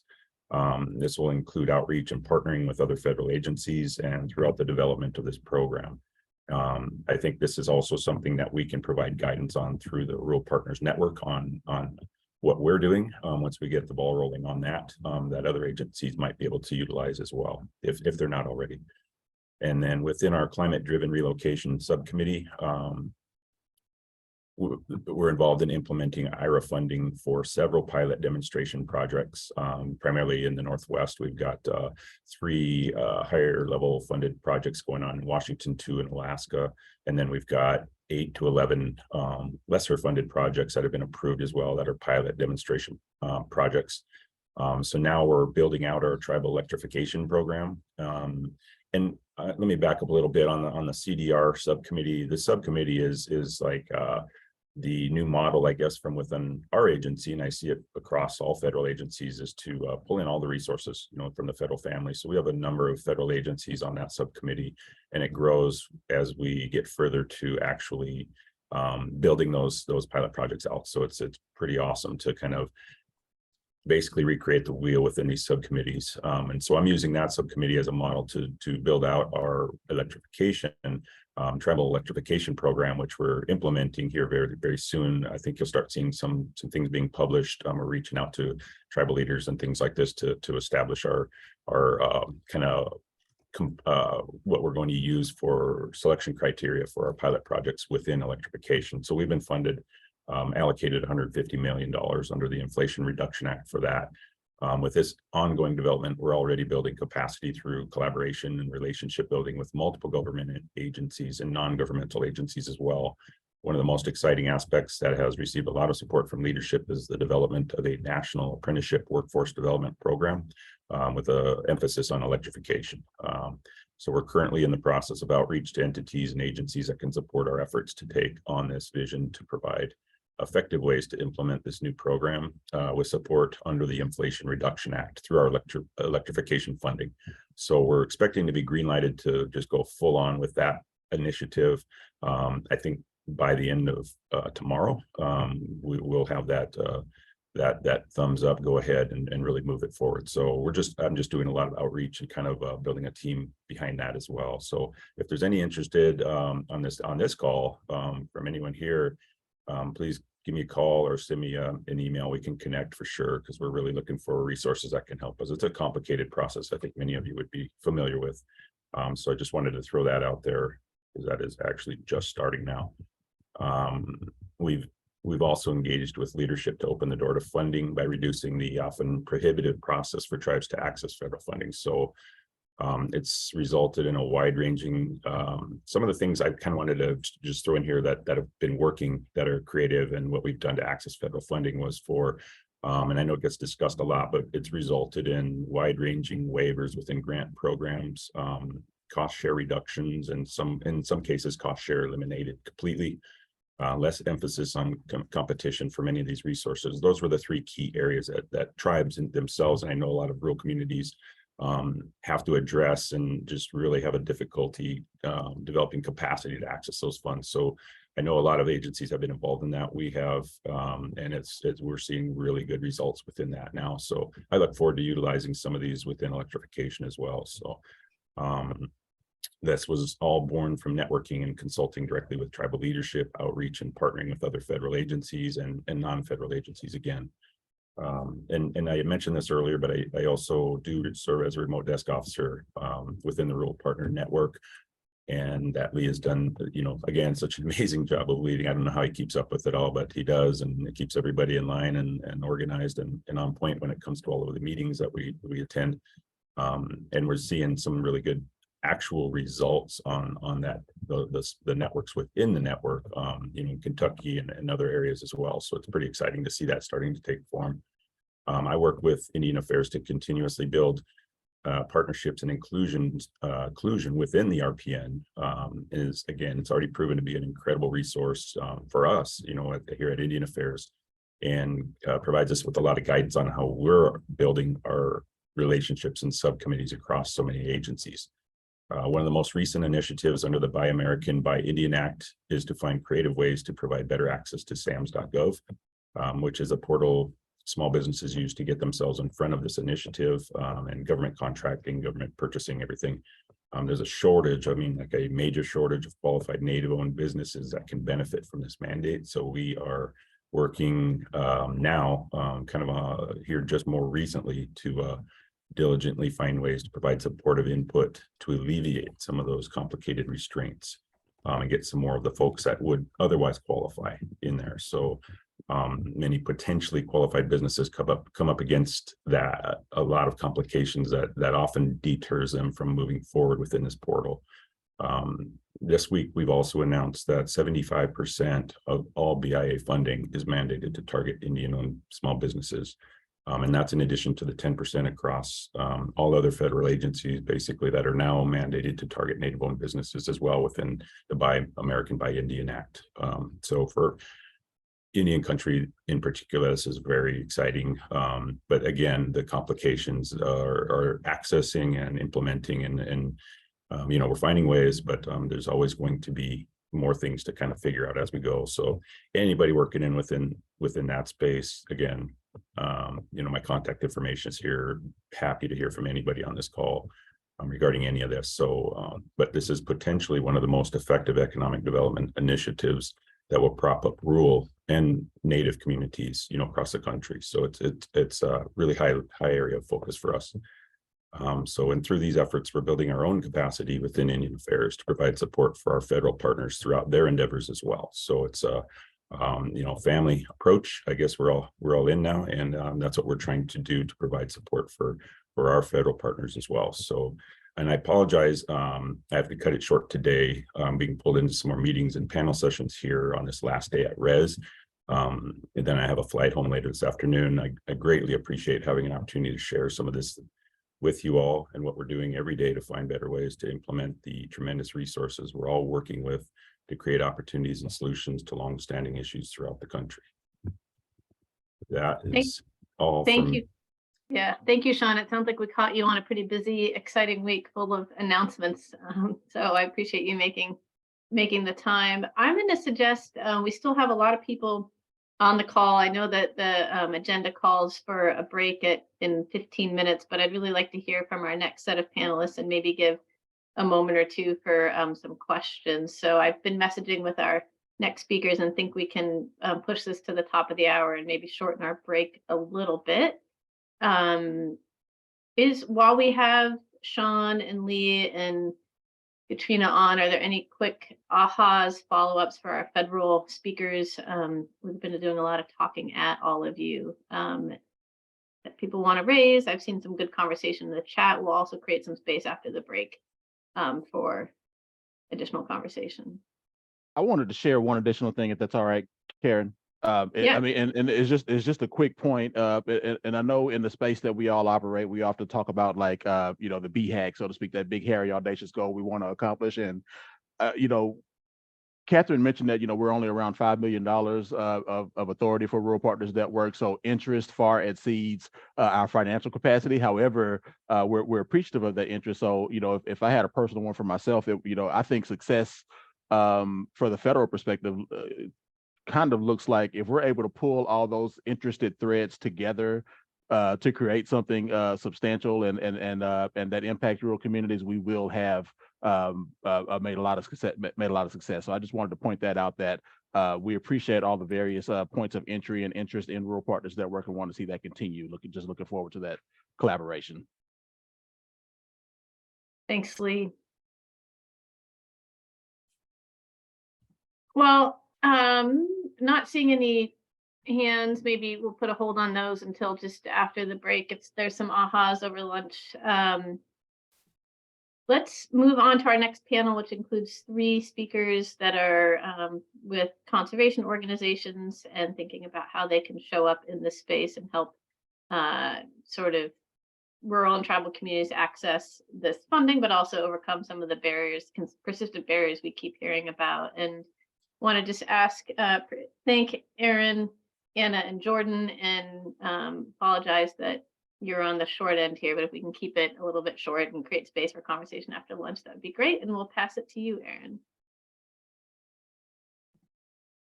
Akwai, Nuya, Pluya, Yokisk, Aaron Ferris, also Nowisawak. It's super great to be with you all today. It's just really fun to be in this creative, innovative space. As you all know, I was working more directly in rural development for Heart of the Rockies up until 2021, and then transitioned more recently over to Regional Executive Director for the National Wildlife Federation. So I'm asked to participate today more from the context of NWF, which I feel a little challenged in doing, to be honest, because I think a lot of what the organization is hoping for and what I'm hoping for is to really explore how NWF can show up in this space. And so what I'll be speaking to more today is probably more along the lines of opportunities than it is kind of success stories and accomplishments, but appreciate being part of this space because I've already gotten so many ideas from you all about kind of how NWF might be able to partner more in supporting rural capacity development. Some of the opportunities for the National Wildlife Federation that came to mind as I was preparing this presentation, and I'll go ahead and plug some of these notes into the chat for folks' reference, is NWF has for a couple of years been developing a tribes and indigenous partnerships enhancement strategy. We call it our types. And it was a really great learning opportunity for NWF, realizing that we wanted to explore more opportunities to partner with indigenous both tribes and community members.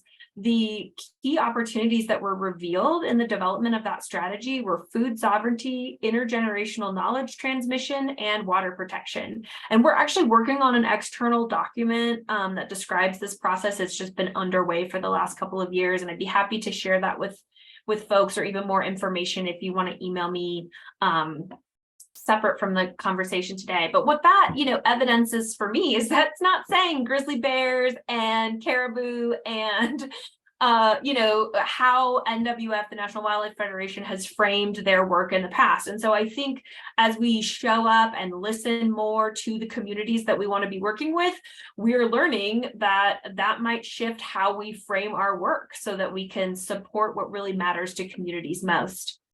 Another opportunity for National Wildlife Federation is we have been involved in decades of litigation and a campaign to remove and replace the services of the dams on the Lower Snake River.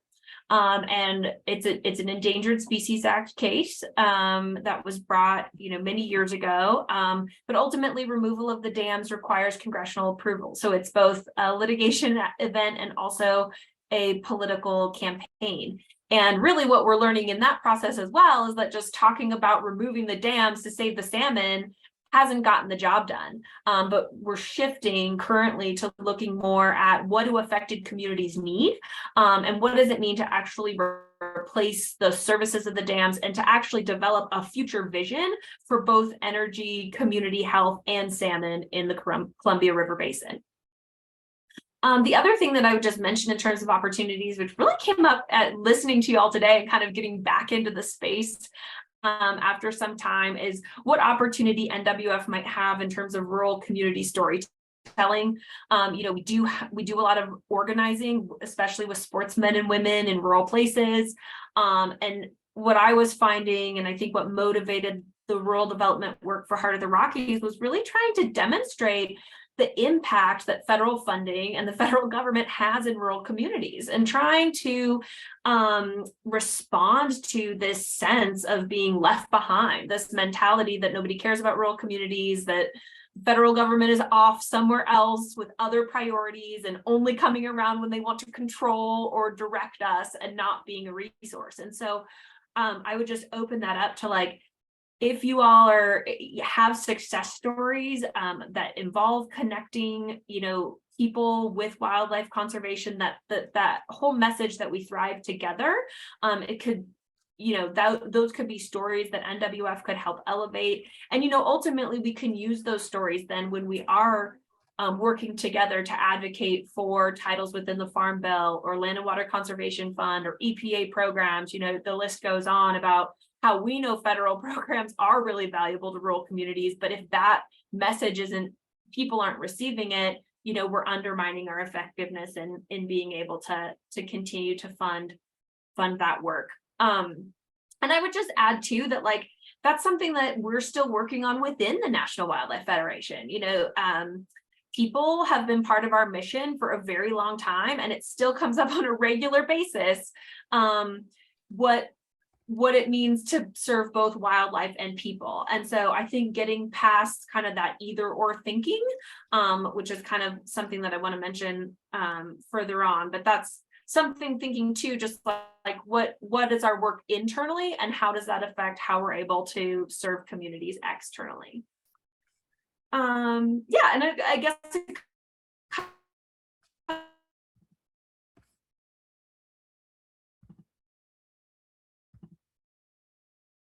I think Erin froze for me. Is that okay? This is a demonstration of capacity, technology, and rural location, but I think she was just going to close off. So I'm going to take that and appreciate what Erin shared about what NWF is up to, and pass it to Anna. Great, let me just share my screen. I've got some images I want to share with you all.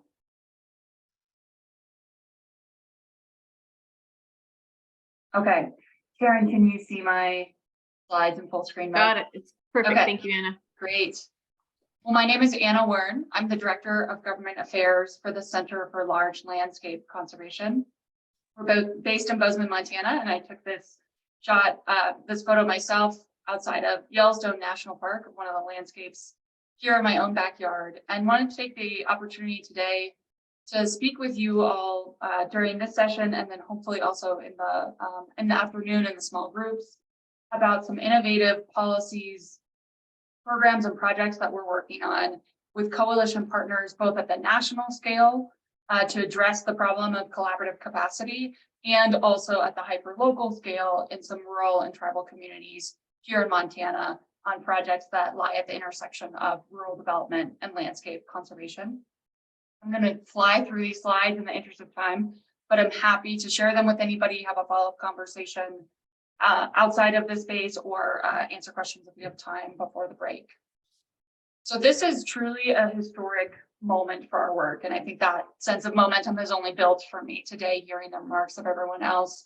We have seen over just the past month alone a slew of announcements from the Biden administration that demonstrate their commitment to investing in what Nils called the stewardship economy, as well as conservation and restoration more broadly at the landscape scale across agencies and in collaboration with partners on the ground, but in a way that's driven by the values and the needs of those communities. So it's really encouraging to see that commitment and that momentum from the Biden administration. And that builds across a lot of existing programs that we see spread out across different agencies and departments, from commerce to defense to interior to agriculture, FEMA, HUD that we've been talking about today, and beyond. So all of that speaks to the importance of having a dialogue around the intersection of rural conservation or rural development and landscape scale conservation. And yet there's still a gap. And that is what we've been talking about today, collaborative capacity of these communities on the ground. So this is a map of landscape partnerships across the country that we've identified with the Network for Landscape Conservation, which is for which the Center for Large Landscape Conservation is a fiscal sponsor and represents hundreds of both rural and urban landscape collaboratives across the country. While it's really encouraging to see new programs like the U.S. Bureau of Reclamation's cooperative watershed management program that I mentioned on the last slide, the new collaborative capacity programs that the Forest Service is rolling out with the National Forest Foundation, NOAA's National Coastal Resilience Fund, all of the programs I mentioned previously or highlighted previously, but that still leaves a void for communities that are outside of those geographies or are working on issues that don't fit within that particular scope of the grant making process that those federal agencies are standing up. And so the Midwest in particular is deprived of a lot of these opportunities because they don't have that nexus with the federal lands or they're outside of the geographies of those programs. And so that's why the Network for Landscape Conservation a number of years ago set up what's called the Catalyst Fund. So a dedicated fund specifically for collaborative capacity, multi-year grants to support these organizations to come together to identify a shared vision for conservation and economic development within their region. And that's been a wildly successful program. We've seen for every dollar that we're able to award, there's a request for 10 more dollars that come in from the grant application process. And so that's just a privately funded program. So we said, what if we got federal agencies to kick in to really scale this up and touch all the communities that need this funding across the country? And so that's why we're proposing a new program that ideally would eventually become congressionally authorized called the National Landscape Partnerships Fund. And I'm happy to talk about the details of that later in the Q&A this afternoon or anybody else later, but can't unfortunately dive into it all at this time. Because I want to save just the final minute here to chat also about not only the innovative policy that we're working on with coalition partners at the national level, but also innovative approaches to community-based conservation and rural development work that our organization is doing with coalitions here at the hyperlocal level in rural and tribal communities in Montana. So the issue of wildlife vehicle collisions and habitat fragmentation is one that is really right at that intersection of rural development and conservation. Not only affects wildlife populations and ecosystems, but it affects human health and safety and livelihoods as well when these collisions happen and a producer no longer has a vehicle or ends up in the hospital, for instance. So we are working with tribes in Montana. We did the first reservation-wide animal vehicle collision reduction study for tribes, for a tribe in Montana on the Blackfeet Nation. And are coming up with new apps and data tools that are free, don't require coding and complicated software, so that those tribes can identify where wildlife are moving and the priority locations to install overpasses, underpasses, culverts to allow wildlife to get safely across the highway. And then we're also doing that same thing in other rural communities in Montana, like Paradise Valley, along Highway 89, which is the northern entrance to Yellowstone National Park. And so the new approach we're taking, instead of having state agencies do all this analysis and drive the effort, we formed this partnership, Yellowstone Safe Passages, and invested in a community liaison who lives in the community, who's been there a long time, who can go and have coffee with the producers, who can go to the existing watershed council meetings or community centers and do a community engagement exercise where we do mapping and incorporate local knowledge so that the spatial analysis is informed by the lived experience of the people who are encountering these wildlife vehicle collisions on a terrifyingly frequent basis as they drive this stretch of highway. So thank you so much for the opportunity to share a little bit about some of the innovation that we're working on with coalition partners, both at the local and national level. And I look forward to continuing the conversation later today. Thank you, Anna. I think that the proposal you put out there, something we might be able to build on in the smaller group conversations this afternoon. I think Mark had put a question in the chat about sort of how we all work together. That's something we want to maybe pivot to this afternoon. So I recognize that we're at our scheduled break time. I wanted to make sure that we fit this last conversation in. We're going to try to wrap up at the top of the hour. Might move the break just slightly, but I also want to acknowledge that we've heard a lot of information at all of you and thinking of ways to create foster conversation in our small group conversations after our break. So I'm going to kick it to you, Jordan, to wrap this up with some thoughts on what TWS is doing with its rural community program. Thank you, Karen. And I'm sharing my screen. Are you able to see my slide deck? I see it with the preview of the slides on the side, which is fine. Okay, I just went into presenter mode. Are you still seeing the preview? Yeah, but we can't read it, so it's all good. Okay, We weird. can't read the preview. I mean, we can read your slides. Okay, all right. Well, we're gonna roll with it because I know I'm the last thing standing between all of you and your lunch. And I thought about maybe telling some jokes or something to keep things dynamic, but I think that would go south pretty fast. So I'm just gonna, I'm just gonna be brief as I can. I've been timing myself. I think I'm right in the 5 to 6 minute mark here. So first of all, just want to thank you all for the opportunity to learn a ton from everyone and also to share a bit about our own work at the Wilderness Society. So again, my name is Jordan Reeves. I'm the Rural Communities Director for the Wilderness Society, which is a new position under a national program called our Community-Led Conservation Program. Flip to another slide there. This map just gives you a sense of kind of the geographic scope of the Wilderness Society's work across the US. These are priority landscape. Yeah. I'm sorry, the map didn't show up. You might want to just to. Okay. Here, I'm gonna just reshare. There you go. Wait, oh. Now I just stopped sharing and now you see it? No, I did. Okay. Okay. Try again. We see the map. We're good. See the map. Okay. And then presentation mode. Still see the map. Okay. Yep. So, all right. So these are apologies for the technical issues. These are the landscapes, TWS priority landscapes, where we invest staff capacity across the US. Some of these are places of current investment, some of them are places of building investment, and some of them are still aspirational at this point. I'm based in Bozeman, Montana. Prior to stepping into this new role, I've worked for about 16 years, most deeply in rural communities in Montana, Idaho, Washington State, and Panama, which is actually where I started my career in community work as a Peace Corps volunteer about 20 years ago.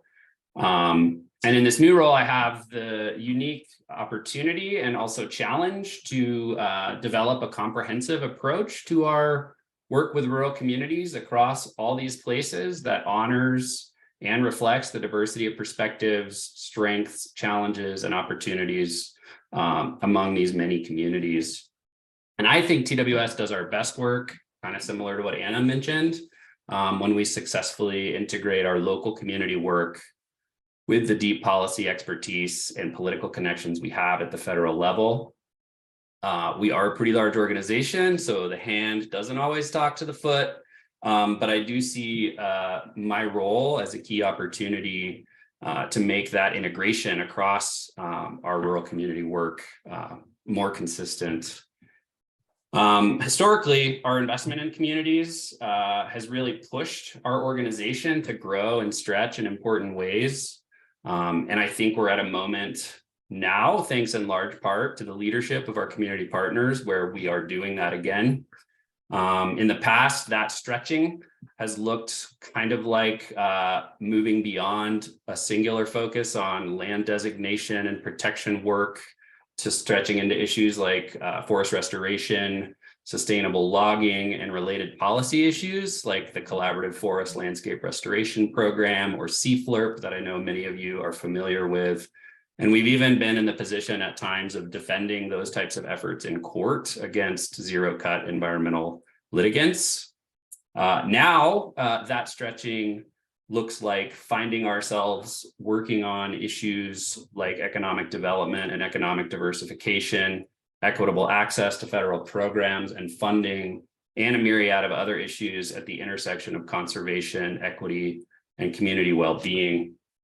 So briefly, I'm going to pivot to the great questions posed by our panel organizers and start with the very simple, why are we doing this? Why are we stretching in these ways?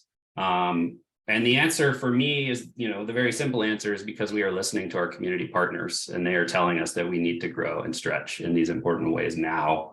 What are some of the outcomes we seek? I think first and foremost, we seek to build and strengthen trust with our partner communities. Oops. Partner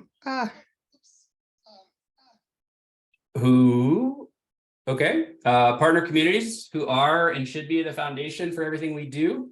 We also seek to build long-term enduring solutions that integrate conservation, livelihoods, community well-being.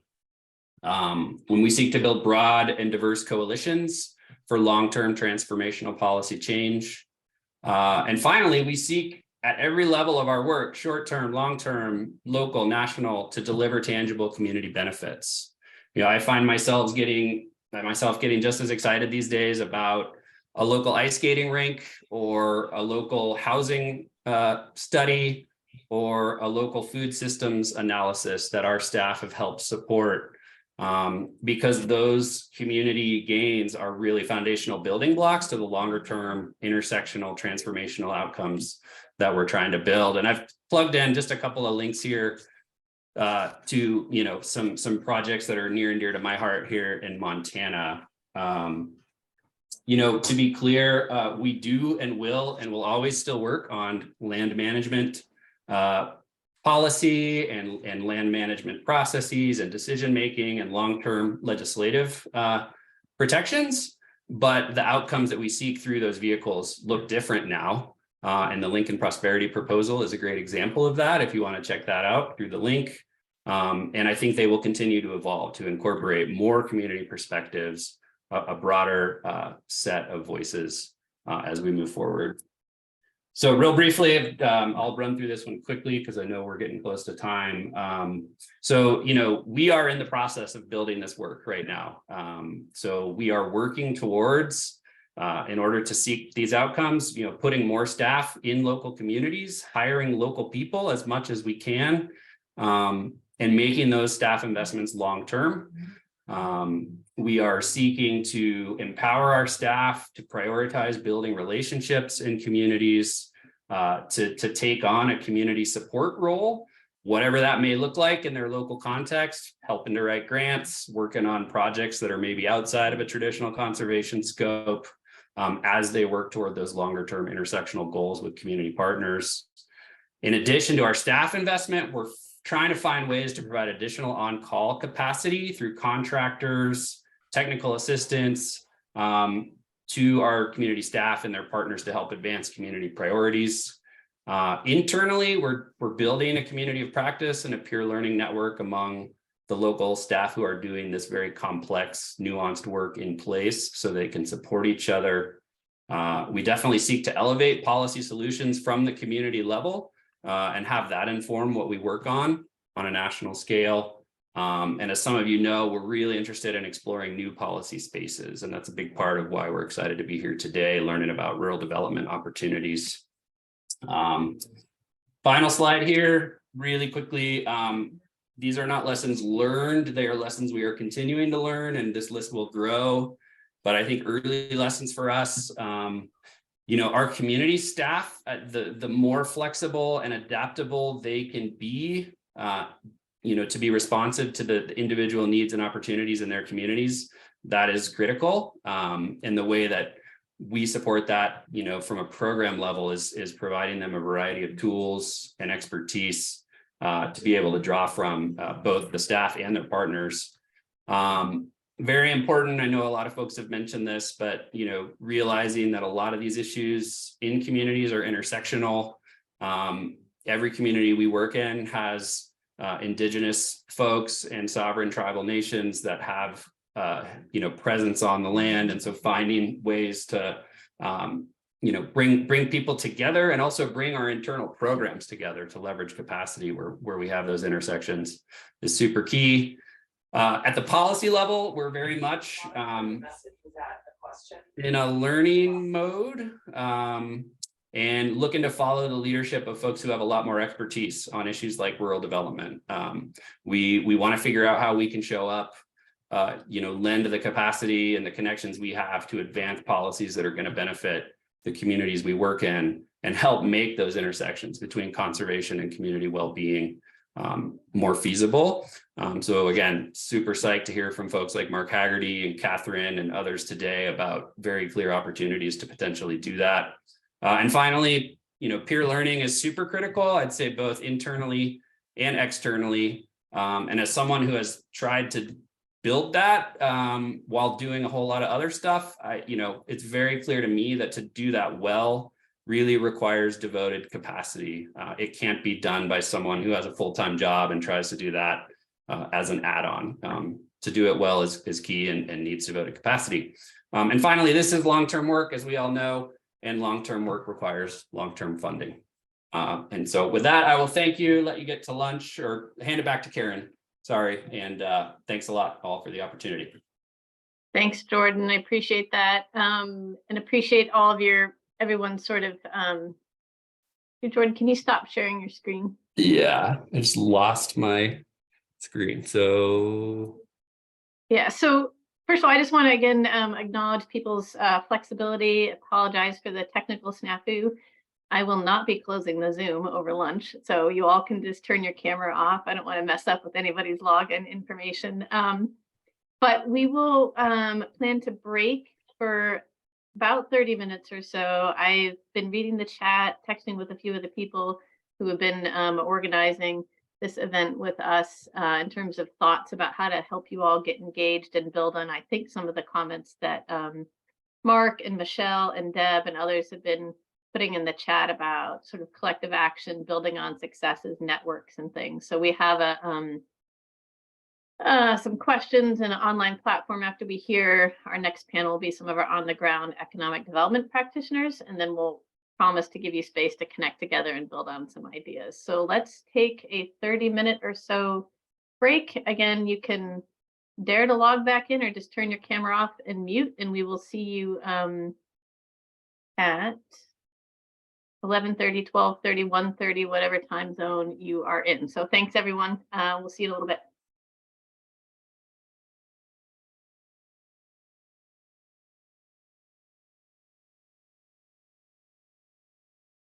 Ooh, I can make a breakout room for us to chat or just chat thread. Hey, Becca, let me see if I can do that real quick. Challenge my technology skills.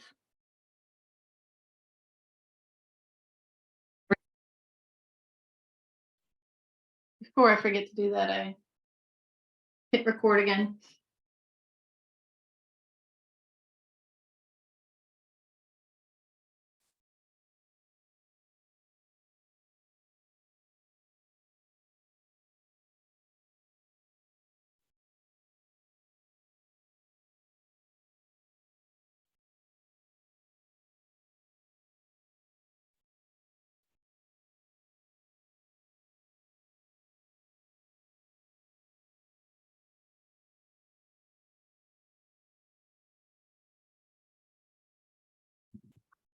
All right, it looks like we have quite a few people still out there just on mute and cameras off. We'll invite you to join us again. We'll get started here in a couple minutes with our next panel.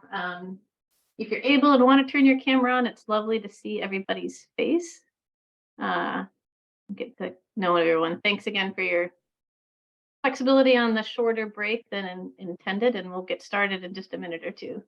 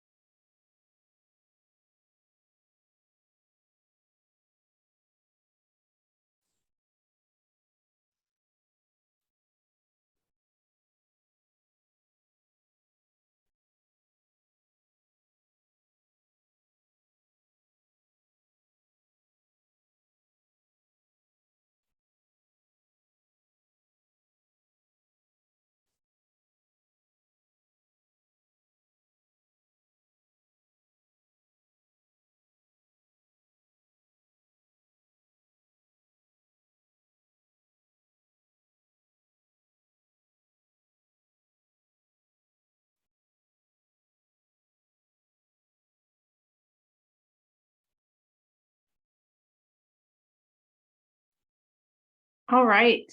Well, I'm going to start us on time and see how we go for the afternoon. I want to welcome everyone back and thank you for joining us today. I'll remind you real briefly of the plan this afternoon. We're going to hear one more set of panelists, perspectives from community practitioners, economic development coordinators, hear some of where they're seeing success, where the gaps and opportunities are, and how and where the opportunities are. And we have 4 speakers this time, so we have about 40-45 minutes until we're then, as promised, going to put people into smaller groups where you can start building connections together. And I'll walk through a little bit of that game plan. Colleagues here, Patrick, Deb, Emery, and Becca will help facilitate those, and then we'll come back at about 1:15 Pacific to or about just before 1 Pacific, regroup and talk about some of the next steps in collective action. I think there's, based on the chat, a lot of really good ideas and eagerness to say, all right, now what, right? We know about capacity, we know about match, we all know some of these systemic barriers. So how can we build new networks, new alliances, new ideas, and move forward together in this moment of opportunity? So a lot to achieve in the next couple hours, so I'll get us going. I want to acknowledge, I'm not sure our next 4 panelists are aware of the order we were going to start them in, so we'll surprise them. We're going to start with Charlene from Plenty Doors Economic Development Council, and then Andrew Tomes from Sitka, Alaska, and then we'll move to Melanie Kirkpatrick and round out with Beth Epley. And hoping to hear some good ideas from all of you. And hopefully, Charlene, I didn't catch you off guard, but look forward to hearing a little bit about the work and innovations that you are leading in your community. Okay, so what I have is a short slide presentation, and I'll try really hard to keep it under 5 to 7 minutes.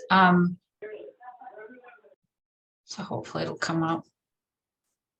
So I'm Charlene Johnson. I'm the Executive Director for Plenty Doors Community Development Corporation. And up here, I have our theory of change and my contact information. And so we're a 501c3 nonprofit organization on the Crow Indian Reservation, and we were established back in 2018. And our organization was started to create a stable economy through diversification and building individual and community capacity building. And this basically states that we feel that we know that our Abzaligat people possess the ability, intelligence, and talent to control and determine our own destinies. And so we've talked about self-determination, and I'm all for that new phrase. Oh, I'm sorry, here. I forgot my stuff. I need to start with the presentation, right? Sorry about that. Yeah, sorry, I didn't call that out. There we go. Perfect. Okay. So hopefully, so here, our mission is to improve our communities through economic development, individual community capacity building, business development, promotion and preservation of culture, environment, and food sovereignty. And I apologize for the, anyway. So these are strategic focus areas. So we currently in the Crow agency area, we have very few buildings for businesses. So our first thing was to create a venue for a grocery store and small businesses, or a multi-use building. This shows you a picture of the property that we built, or not built, but we purchased. We also are looking at providing business support, becoming a certified community development financial institution, and strengthening our workforce through partnerships. We recently added water, sanitation, and hygiene and housing to our focus areas. So the successes or the accomplishments that we've done or made include that we were recipients of the EDA Build Back Better grant. We were part of a 9-member CDFI coalition called the Mountain Plains Regional Native CDFI Coalition. The coalition was awarded $45 million to implement 5 projects.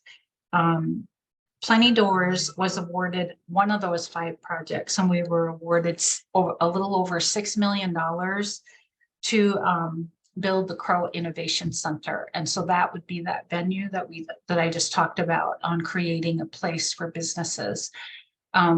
We also received, will be awarded $1.5 million in lending capital to disperse over the next 4 years. We also were awarded the BIA Business Incubator Program grant.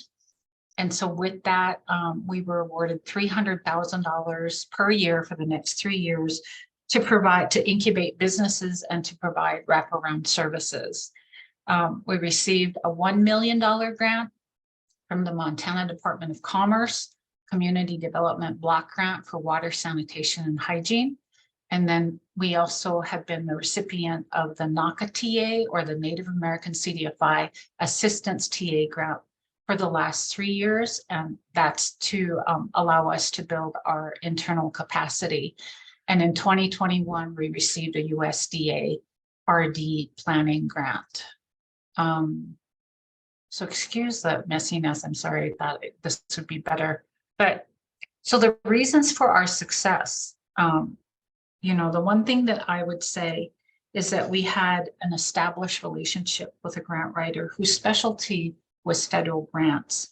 And she had worked in the area, and so she was very familiar with our local issues and had local data. The other reason for the reason why we were able to accomplish this is, you know, we already had this established coalition, the CDFI coalition. This coalition was actually established back in 2020 in response to the pandemic. And the reason why it was formed was we were looking at, are our Native communities receiving equal amounts of relief funding for COVID as non-Native communities? And they weren't. And CDFIs weren't eligible to receive funding to assist our local businesses. And so that was part of the reason why the coalition was formed. In addition, as we moved forward, then we did our own strategic planning, and then a lot of this funding came available. The other thing that happened through this coalition is we applied for that EDA Build Back Better grant, and as many of you may or may not know, they require a 20% match. And so because even though we're Native, we weren't a Native government, we weren't a tribal government, so we weren't eligible for that match waiver. And so we had to come up with that match. And the only way that we were able to do that is because of the coalition and the individual members and the connections that they had. The other thing that helped us achieve this success is that we had existing and pending feasibility and planning studies that we had already were working on or had completed. And so the next slide is the challenges. And so I wanted to put it all in writing so you guys could look at it. A lot of this has already been said. And so I'll just repeat what people have said. And so one is the matching funds requirement. As a small, so we're 5 years old, and it's difficult to have general operating funds that you can utilize as matching funds. We were actually housed in a community college for 5 years before we moved into our own building. And so we really didn't have like infrastructure to use as matching funds either. The requirement for 3 years of audited financials is difficult because we just got our first audit completed. And so I can't imagine that a lot of these rural communities and these nonprofits have 3 years of audited financials. We've been able to do that because we've been so aggressive about ensuring that our financials are in order. The other challenge that we're finding is the challenge of identifying or finding funds to pay for the increasing cost of audits.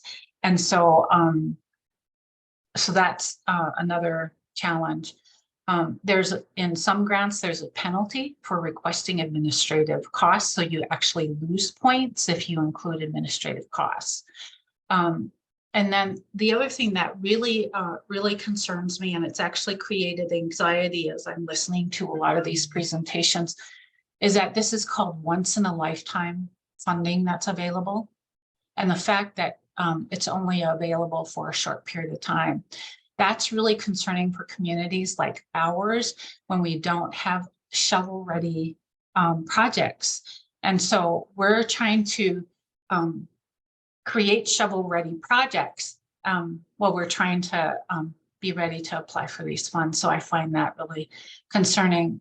I do believe someone earlier said, talked about the knowledge of the funding that's out there. And again, this presentation or the series of presentations that were done has really created a lot of anxiety for me because I didn't know about them. And I'm like, is anyone in my community applying for this funding?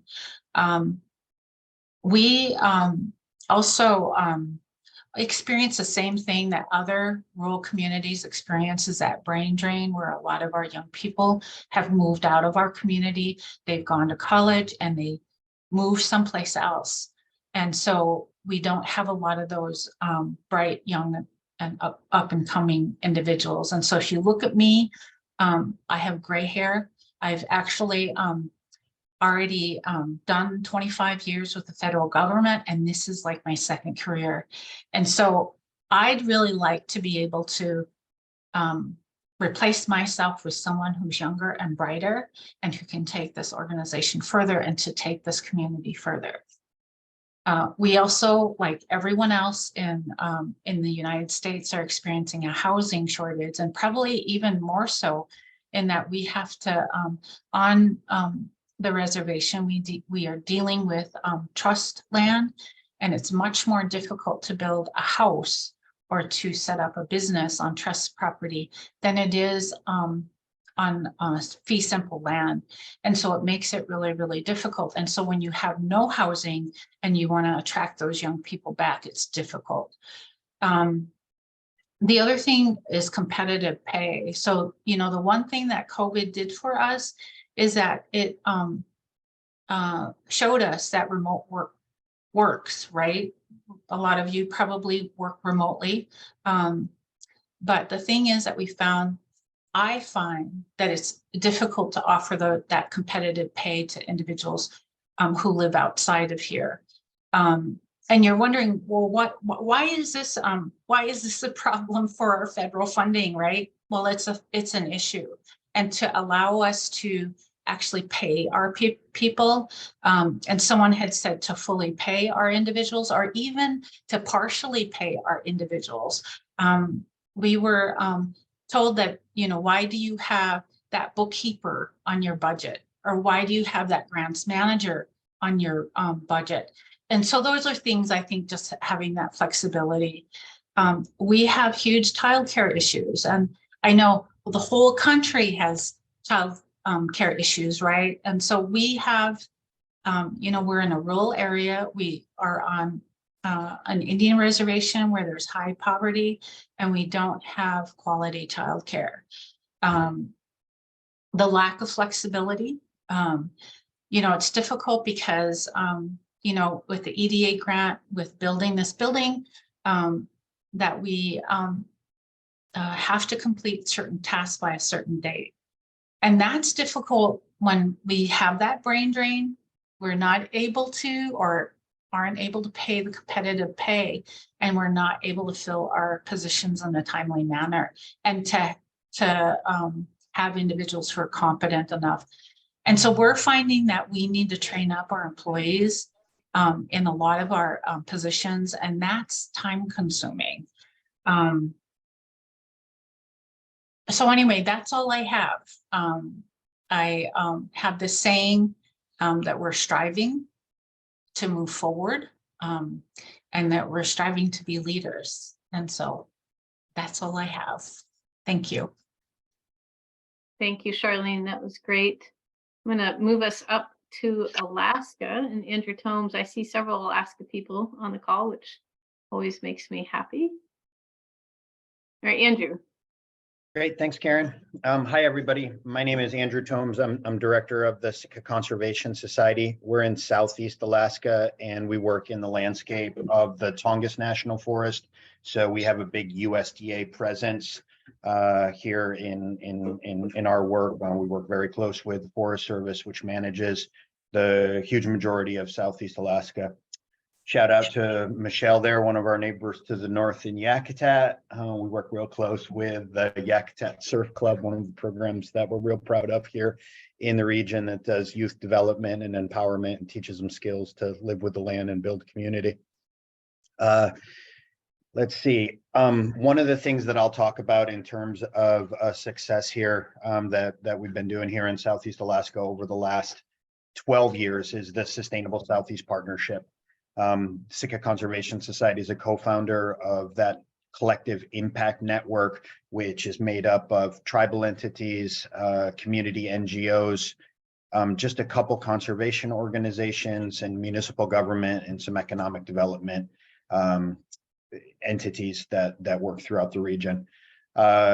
My organization is 57 years old. We've got a dual mission of protecting the environment and conserving the Tongass National Forest and supporting the development of sustainable communities that live within that landscape. For most of our history up until about 18 years ago, we were pretty much an advocacy organization. And then we took on a very strong rural development approach to figure out how we manage the resources of the Tongass, supported communities, and accomplished those mutual goals, which I think it sounds like a lot of the organizations here are on that similar track. The success of starting up the collective impact network, the Sustainable Southeast Partnership, it took 12 years. And now in the last 2 years with the Biden administration, things have really taken off because we've developed intentionally the capacity of the partners within that network to be able to do projects and initiatives on the ground. We started with small projects and deliberately did case study projects that exemplified how we wanted to do things, and we built capacity along the way. We were supported with private funding, and then as the capacity built and the partnership matured and we got more partners and learned how to do things and started proving up how things were happening, then we could scale up the projects and the initiatives and have a larger scope. That became possible with using federal fundings, and it started with NRCS funding that looked at private and public land landscape and how we did planning across landscape boundaries to meet community priorities. And then with the funding that's been coming down through the different programs that y'all are aware of, we've been able to take advantage of that and work very closely with the USDA to implement programs on the ground.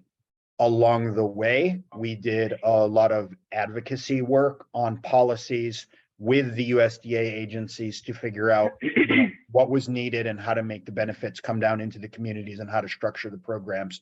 And it was that balance of doing programs on the ground and building the capacity for doing the work, managing the grants, having effective partnerships, working together, collaborating, facilitating, setting goals, evaluating, and doing all that great stuff that we all know is a big part of the work, but making that a deliberate priority along with building trust and working together and really learning how to collaborate.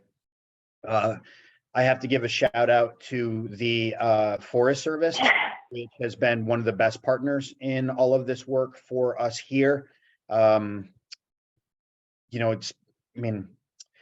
Some frustrations, but also some really great staff that have stepped up and working with the staff from within the agency that know how to do the work and prioritize collaboration and partnerships has really changed the culture of the way we do things here in Southeast Alaska, to the point that the Biden policy and Tongass management is the Southeast Alaska Sustainability Strategy, which really plays off a lot of the priorities that the Collaborative Impact Network and the groups on the ground were telling the agency that they wanted, which included a more holistic vision for Tongass management that prioritized community goals and needs, and taking away the silos of rural development, NRCS, Forest Service, and other USDA programs. So we are in a situation now where those entities are working very close together, pooling money and programs to accomplish mutual goals that we've set forth.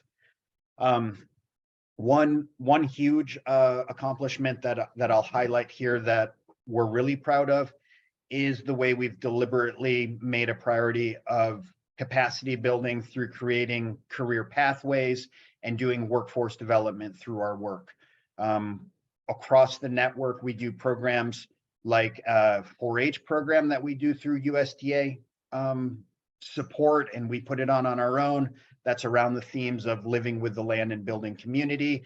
That draws on a lot of traditional values and ideals from the people of this place, the Tlingit, Haida, and Tsimshian people.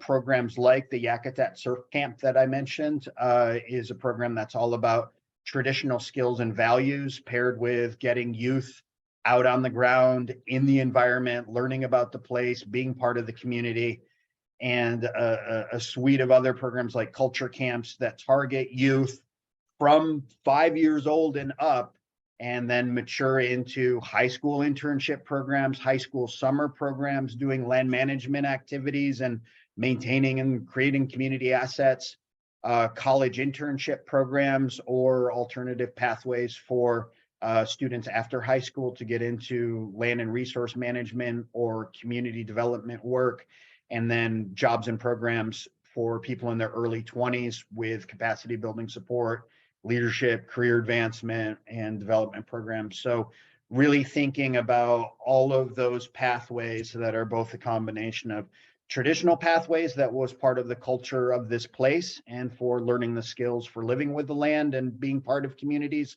as well as the workforce development initiatives and the mental health investments that we know are very much needed in rural communities. A big part of the work that we're doing now is how do we pair what we're figuring out works on the ground with all of these federal programs that are coming, and the policy work that we're doing is making sure those things are paired up, that programs like 4-H are accessible for rural tribal communities, or alternative funding streams like tribal extension programs. You know, the program that I mentioned, the Yakutat Surf Club, was privately supported by, you know, corporations and donors and nonprofit foundations.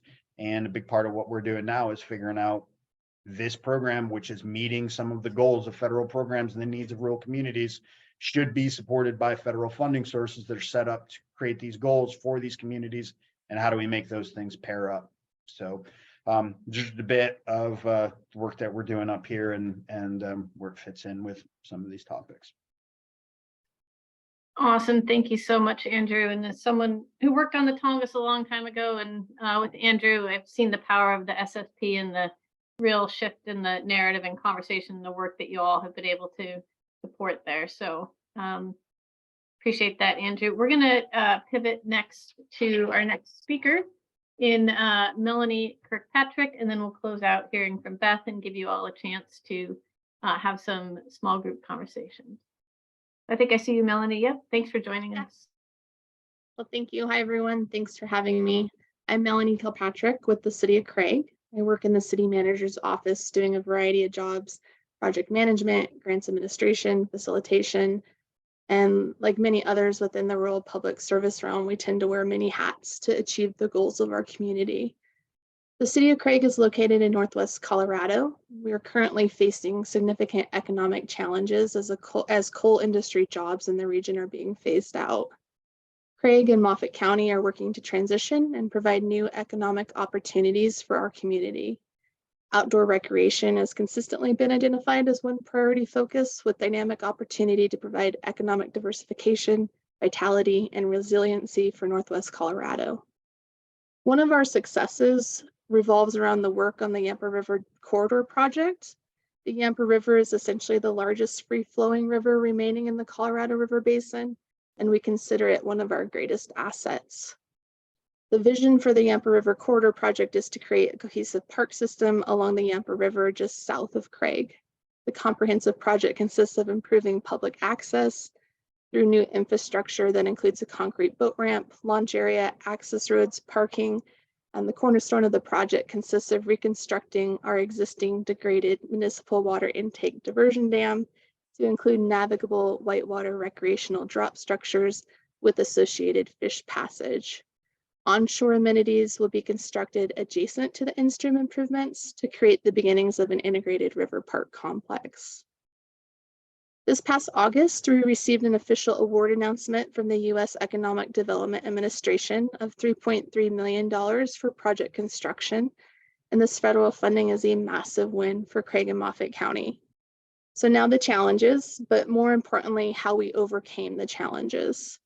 The City of Craig and Moffat County began collaborating to complete the EDA federal grant application in April, May of 2020. So it took us just over 2 years to achieve an award.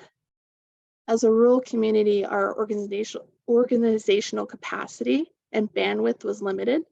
Our working experience with federal grant applications, federal processes, navigating the bureaucracy was essentially non-existent. As a coal community, we were made aware of a capacity support opportunity being offered by Resources Legacy Fund in 2020. Shortly after, we were introduced to Ben Alexander, and the rest is pretty much history. Bozeman Ben, for some of you Montana folks that may know, and Resources Legacy Fund provided us with invaluable capacity support and assistance in writing our EDA grant, as well as sourcing supporting economic data. Headwaters Economics has great data on outdoor recreation with specific benefits to rural locations. So just a shout out there, thank you. And not only did this capacity support help us achieve a large federal grant award, and I strongly believe we wouldn't have been successful without this provided support, but it also provided our team with improved skill set, which we've been able to deploy to duplicate additional project funding and synergetic partnership successes. So my final takeaway, I hope our experience demonstrates how truly transformative access to capacity support can be, and that while the federal funding process can certainly be daunting for small rural communities, there are pathways to success through collaboration and diligence. Thank you. Great, thank you so much, Melanie. I appreciate that. And we are ahead of schedule, so I am gonna push us to pivot to Beth to close us out, and maybe even have space for a couple questions and dialogue before we move into our small group conversations. Great. Can you see my screen? We can. Okay, yeah, so my name is Beth Epley. I am the director of Eastern Plains Economic Development Corporation, and we serve 5 counties down in southeastern Montana. So we are in the plains, flatland of the state, not necessarily what most people think of as Montana, but I absolutely love it. Our little corner of the world borders North Dakota, South Dakota, and Wyoming. So I kind of boast to the other economic development organizations that nobody else borders that many states, but it is a beautiful area. I've grown up in Eastern Montana and just truly love it. Love all that we have to offer, but it's kind of a hidden treasure. And so in my role in economic development, we do a variety of things, a lot of grant writing and grant administration for our local communities, whether that's federal, state, even small foundation grants. That has been something that we've really worked hard to cultivate in our community and really get that outside investment. We also help our small businesses grow and expand, and yeah, just for a wide variety of activities. But one of the pillars of couple of the pillars of our organization is we want to preserve our natural resources, and that being our land itself, our water. We are very much an oil and gas region as well, so that's part of our local economy, but also we want to promote tourism. And so that's kind of how I came to be involved in this Lower Yellowstone River project, in both in my role as economic development. So the Lower Yellowstone River is basically we're thinking of Billings, Montana, east to the North Dakota border. So if you've been on the Yellowstone River, most likely it's been in like the Paradise Valley, which is beautiful and very well supported. It's just a really great area. But once you get east of Billings, there is very, very little access, very little infrastructure. And so having lived in this area for years, people were noticing like, this is the same river. Why is it getting so much attention on the western side? But we have so few resources here on the eastern side of the state. So this kind of started as a very much a grassroots conversation.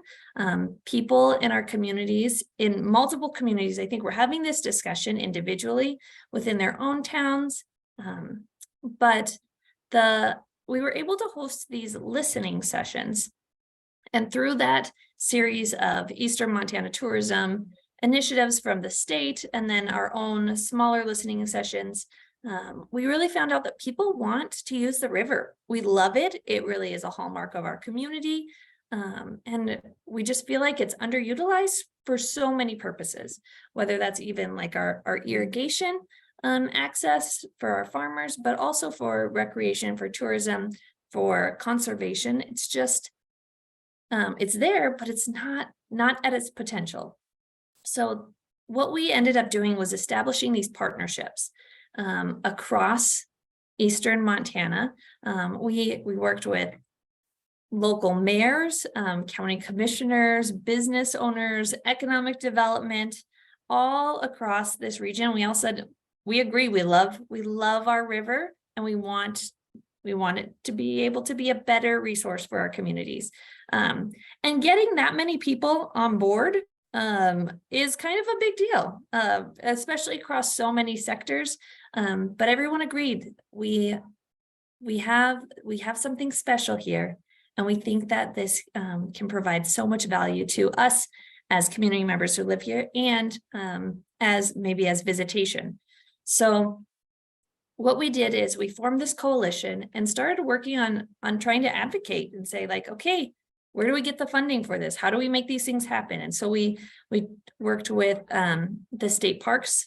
We worked with Fish, Wildlife, and Parks, with the governor's office, and it ended up that our legislature awarded $4 million for improvements on the lower Yellowstone River. And so through that avenue, there was a group that through FWP, through our Fish, Wildlife, and Parks, who determined, they looked at the river and they broke it up into 3 sections, 3 zones, and identified specific areas where like new development could occur. They looked at what would be needed to make it more accessible, what things were must-haves in that area, what things were just like wish list items. But they also identified what access points we had that needed some improvement. So this map that you're looking at shows this, the various different access points along the river, but you can also see these major gaps, 36-mile gaps, 50-mile gaps between access sites. And that's not a small area. And we were having a lot of issues with the safety, with people getting on the river and not understanding just how big the Big Sky State is. And they were getting lost. They didn't know where they were. It was just really a challenge for people to be able to safely utilize the river. So we looked at these different sites, what could be added and what could be improved. And then through that group presented that report to the state parks, and they are working right now in negotiations in how to acquire more sites and make this a state managed corridor that would improve, that would have some direction in actually how to improve the river. Another thing that we did was an economic impact study on what it would look like to address infrastructure and access needs along the lower Yellowstone River. And through identifying those 4 sites, they believe that our visitation would increase by 50,000 visits, that it would boost our spending by 5.3 million and support 56 jobs. 56 jobs in our rural communities, like in your rural communities, is a big deal. 56 jobs across our region is still a really significant impact. And that is something that just can't be underscored, that how big those jobs are in our communities, and the long-term ripple effects that investing in our resources, in our rivers, in our land has on our communities. And so that was some of the accomplishments we were able to have. This was emphasized again through our own internal studies at Eastern Plains. We created a resiliency study that over and over emphasized tourism and tourism development in our region as a potential emerging market. We look at the western side of the state, and frequently they are saturated with visitors, but we still want them to come to Montana and experience Montana. So if we can shift some of those visitors east and expand them across the whole state and share a little bit of that, I think we create a better experience for our visitors, but also for our residents who are maybe overwhelmed with new people in some areas and completely just begging for other people in other areas. So that's been our goal, is that we make a more resilient, more diversified economy. And we really believe that using what we have and valuing what is already here is really key in that. However, it has not been without challenges. Obviously, this is a small town project. And we're working with a lot of different small towns. So we have a lot of personalities in play, a lot of different visions and timelines. Getting people to understand that we're playing a long game in grant writing, and land management is a difficult concept. People aren't used to doing projects that last 2, 3, 5, 10 years, which in economic development for me is just par for the course. But if you're coming on board and you're enthusiastic about what you want to get accomplished, and then it takes a long time to get there, you end up with burnout and you lose that enthusiasm. So trying to communicate the long-term investment and the pacing of a project has been difficult for some people. Other things that we really struggle with in our area in particular is balancing landowner rights and being respectful of people's private property. That is a value that people hold very dear in Eastern Montana, and I'm sure you guys deal with it everywhere. But like I said, we were really having a lot of struggles with people who did get on the river, not knowing how far, that you can't kayak 36 miles. That wasn't a realistic thing. And so then they end up on private property. They don't have cell reception, so they end up walking to somebody's house, and then the farmer has to take them in, and it just has caused some hard feelings. And so managing that landowner relationship and making sure that their voice is heard and that their feedback is given has been really a learning experience for us. Some landowners are exceptionally enthusiastic and passionate about it and have been involved since the beginning.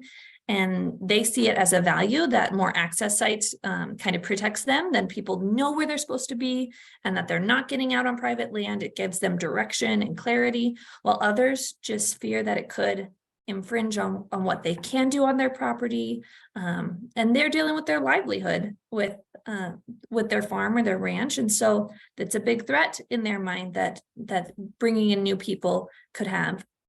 So that's definitely been probably our most major challenge, is how to navigate people, which unfortunately is probably the most hard thing in all of our jobs, is dealing with people. But like I said, this has been very much a collaborative experience. We have incredible partners, both locally and across the state, who have recognized the value that we have right here in our corner of the world, and who are willing to continue to support it and provide whatever capacity, skill set they have to continue to promote and preserve the lower Yellowstone River. So we're still in our early stages of this, but I think that we are really going to see some really great long-term investment and growth into this region. So. Great, thank you, Beth. And I just want to, we've talked about a lot about capacity and investing in people. And I just want to acknowledge we've got four pretty incredible people, sounds like, in their communities who've been doing work and really moving the needle forward, and just huge kudos to all of you for what you've been able to do, and the innovations, as well as those of you who spoke earlier, who I know navigating bureaucracy, people, realities is not easy. And so hopefully what we're doing here is creating some connection as well among all of you. We're just about on time, but I'm going to take a risk and see if there's any follow-up comments or questions for our panelists before I move you ideally all into breakout rooms where we can have more one-on-one conversations and really thinking about next steps. But is there any comment, clarifying questions for what we just heard from our community practitioners?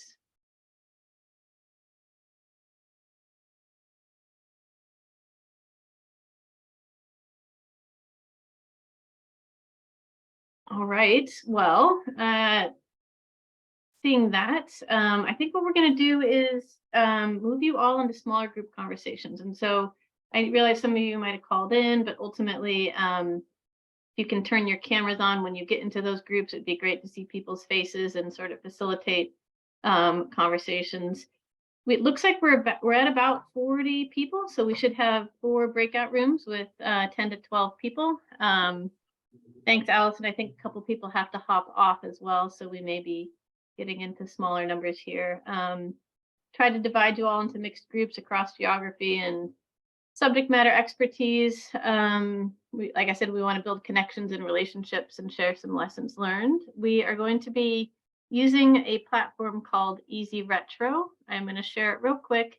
It's similar to Mural and other online platforms you might all have used, but it should have 4 questions and allow you to populate and sort of integrate together.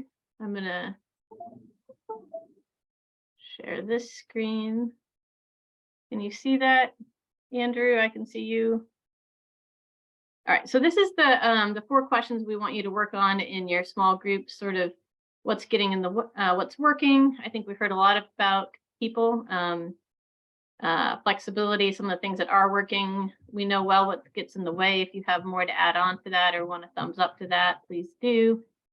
I think where we really want to generate some conversations is around this new ideas and opportunities, where and how might new connections be made or action taken, and then some recognition, whether or not you've heard a pretty innovative idea, something you want to pilot, something you want to hear more about and bring to your community.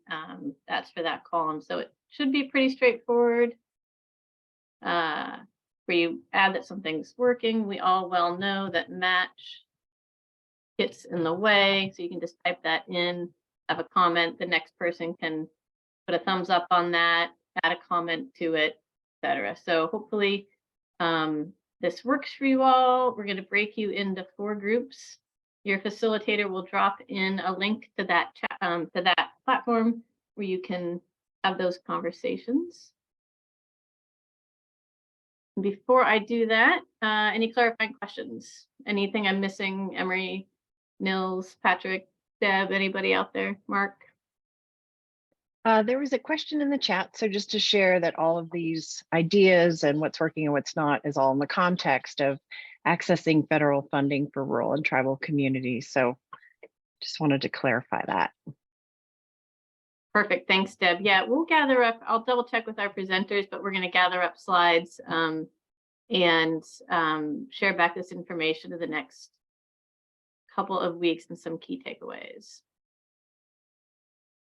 So with that, with any luck, we are headed to breakout rooms. We'll spend about 25 minutes, 30 minutes in conversation, and then come back to share reflections, next steps, and move forward. All right. Should be giving you a link to head to your rooms. Perfect.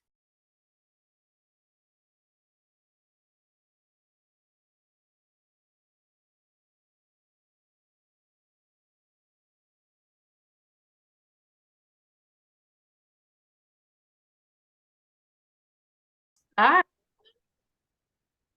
We get the best facilitator in our group. no, see, I purposely put you in my room, Mark and Michelle, because I knew I'd be low on capacity to facilitate. So Karen, you are connected to the recording, so if you want to record our breakout, you can, but you could also turn it off.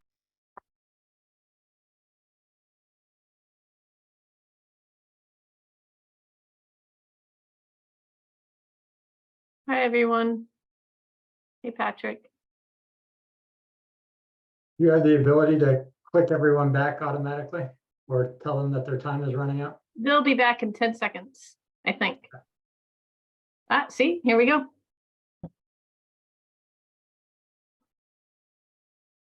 It's like a brief moment where I could see everybody's face because their cameras might have been on in the breakout rooms, right? So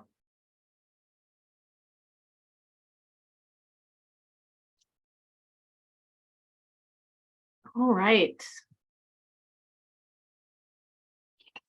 Awesome. Well, welcome back, everyone. If you want to keep your cameras on, I really enjoy seeing people. So thank you for that.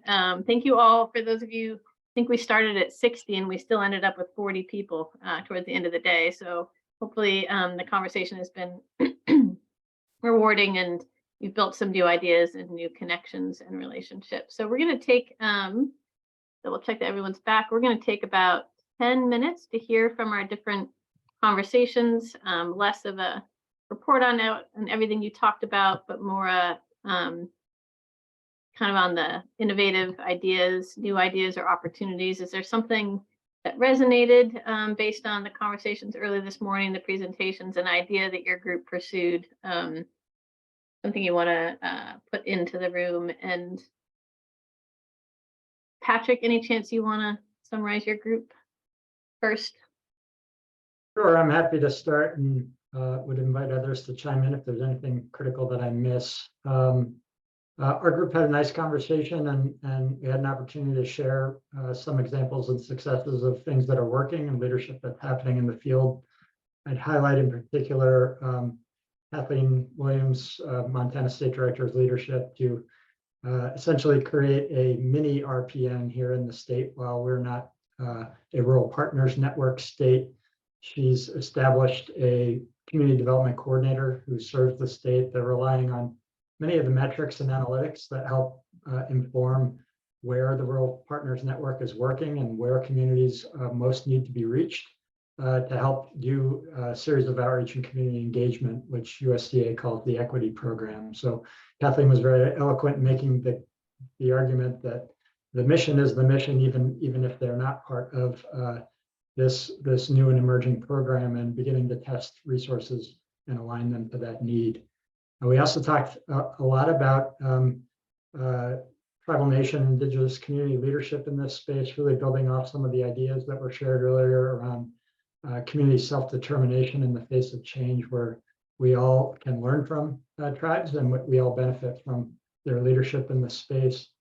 And we talked in particular about the example of the work that the Native American Fish and Wildlife Association has done in support of America the Beautiful as a exciting example of where tribes and tribal intermediaries are playing an impactful role, helping to build that capacity on the ground, and talked about how to expand that. We had some interesting policy ideas that emerged. One was a block grant-like program that would be flexible to support housing, childcare, other intersectional needs that often aren't funded or are underattended to as we support other community development projects. And we talked about new models for technical assistance and capacity funding, the opportunities to create networks that would help grant writers find projects in need and vice versa. So I'm sure that there are many other things I missed. Anyone from my group have anything that they'd like to add?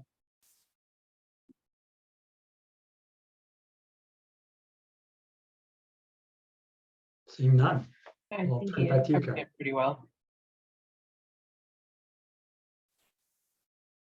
All right, there's a reason I went to Patrick first. He's pretty good at summarizing things. So I'm gonna see Mark from our group. Want to summarize some of our thoughts, takeaways, next steps? Yeah, so we talked about networking, which shouldn't be a surprise.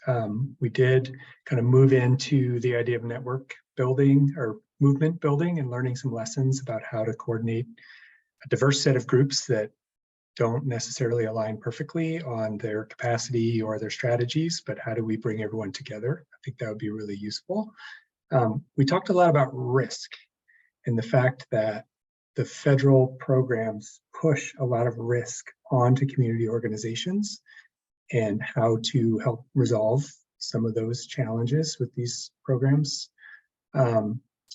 We agreed that it would be really helpful to have a clear list of priorities. Matching funds came up, but what's the kind of like universe of things that we all agree on right now that we can start working towards? And then finally, we talked a little bit, and this was mostly me, I will admit, that one of the problems that's been identified in the rural development community is that we don't really have a national rural strategy. We don't know what we're working towards. And so without that vision, without that North Star, it's harder to know how we work together. So there might be an opportunity for this group to come together and articulate a little bit about what it is we're actually trying to achieve. What are the outcomes we're after? Anyone else in our group want to add to that?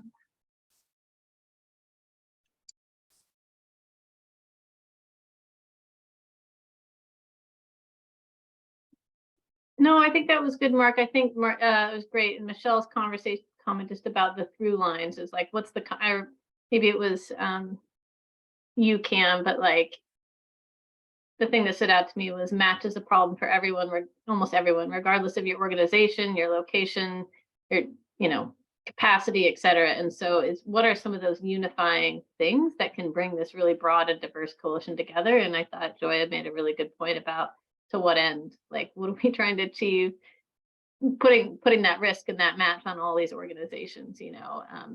So Cam, I see you came off mute. Did you want to add into that?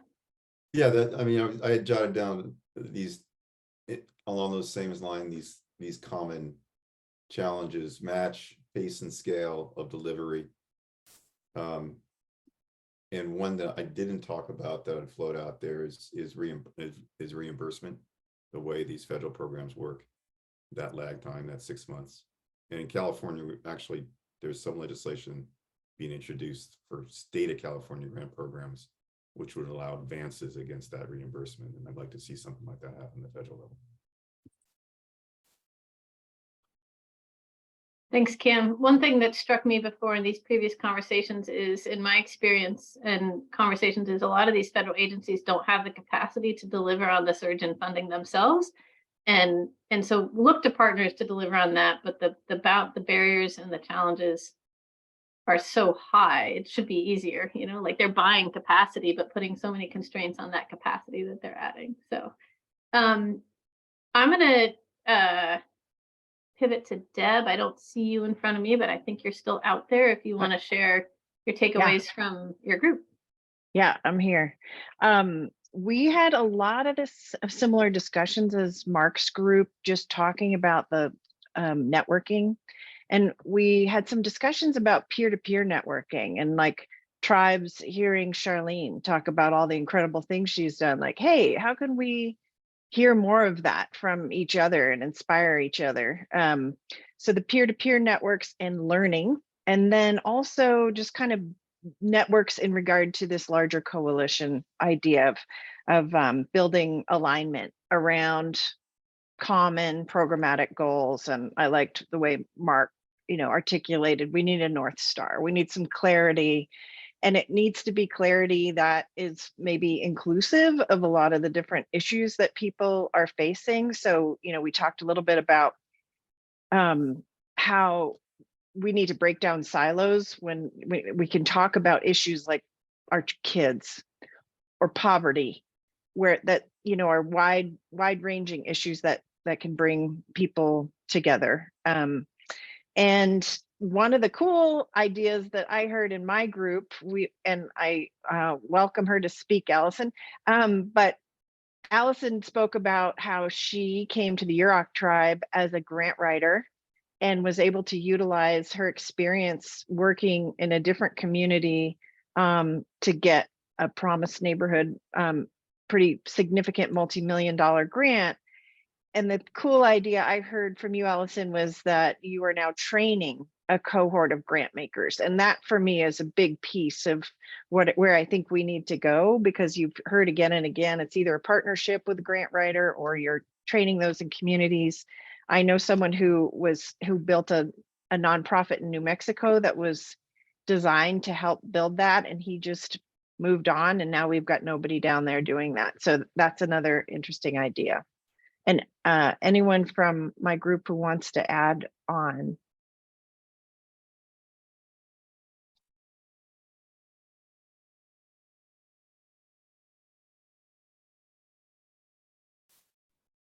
Thanks, Deb. I'm not seeing additional people who want to add on. Lots of conversations still going on in the chat, which is great. And I don't know if it's Becca or Emery who are going to summarize your group, and then we'll maybe do a round robin of some feedback and next steps. Yep, I'm going to report out for our group.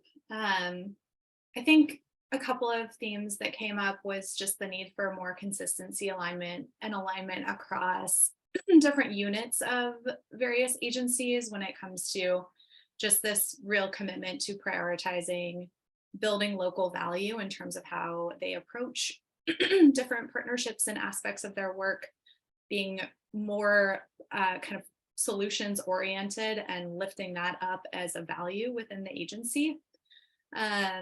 And also we talked a lot about just the things that seem to be working really in regards to re-granting as a strategy, and kind of similar to like things like block grants where you're able to utilize the greater flexibilities and capacities of non-federal partners to really ensure these different investments are getting to the ground in more effective ways. Also talked about just capacity building in general as this long-term investment and a need for different approaches, perhaps kind of non-competitive granting, more support overall from granting agencies. That's kind of more of a partnership with a lot of support and assistance than maybe a grant model. And then ended it with just some kind of thinking about the long game here and how can we pursue approaches that are, I really liked this phrasing, deliberately developmental, kind of prioritizing mentorship, youth programs, career tracks, training, as was mentioned earlier, really thinking about how we're building programs and approaches that will pay dividends in 10 years or 20 years. Thanks, Emery. Anything from Emery and Becca's group that they want to add?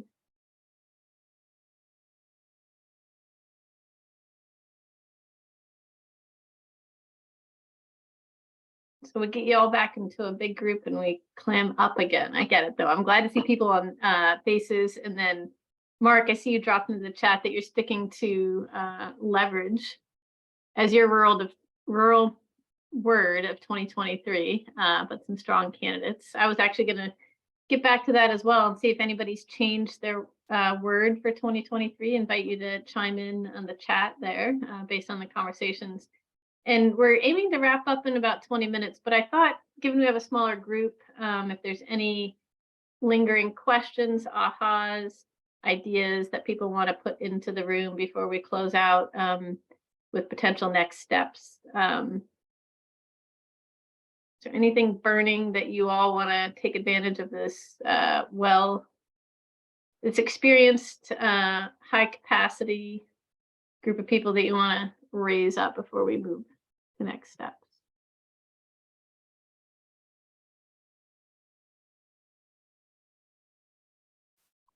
I guess I have a question for this group. I think when we first started talking about this, I think Jordan and I probably started talking a year ago about this.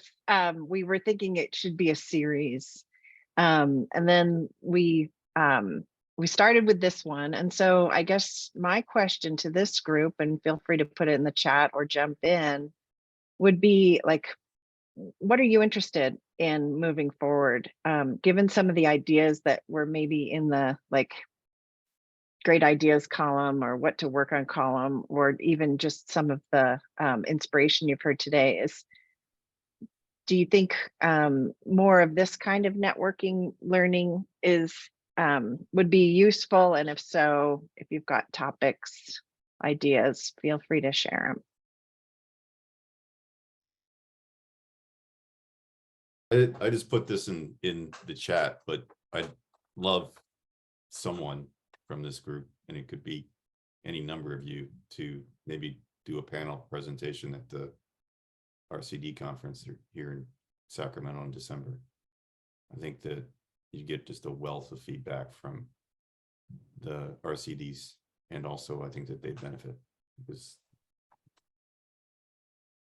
So I'm throwing that out there. That's an idea that I'd really like to follow up with you on.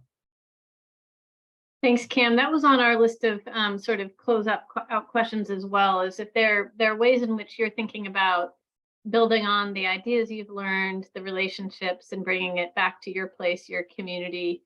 I know, Laurel, you dropped in that RVCC is hosting its annual meeting in November near Lake Tahoe. Of course, that's got a place in my heart, and a great place where you can connect with a lot of people that have similar sort of experience here. But yeah, thanks for that, Kim. To Deb's question, one of the things Patrick and I, and others you are familiar with, have worked on is sort of a series of workshops for TNC and Aspen around wildfire resilience. And we held 5 or 6 of those workshops that led to a policy roadmap of sorts. And thank you, Charlene. I think I missed her, but she hopped off, just messaging that she hopped off. That maybe there's something in this space. And to your point, Mark, I know you're working on some of these things in your work, but this sort of rural vision, right? And North Star, and maybe some of our conversations could lead to that. Anybody else have responses to, yeah, Andrew? Yeah, I heard the speaker at the beginning talk about the need for collective ideas and policy recommendations that are brought rather than the one-offs. So anything that we can gather from this where there's common ground across to identify some of the policy needs. In our work right now, we're receiving the trickle down of all of these programs and, frantic to get the resources and develop the programs and projects.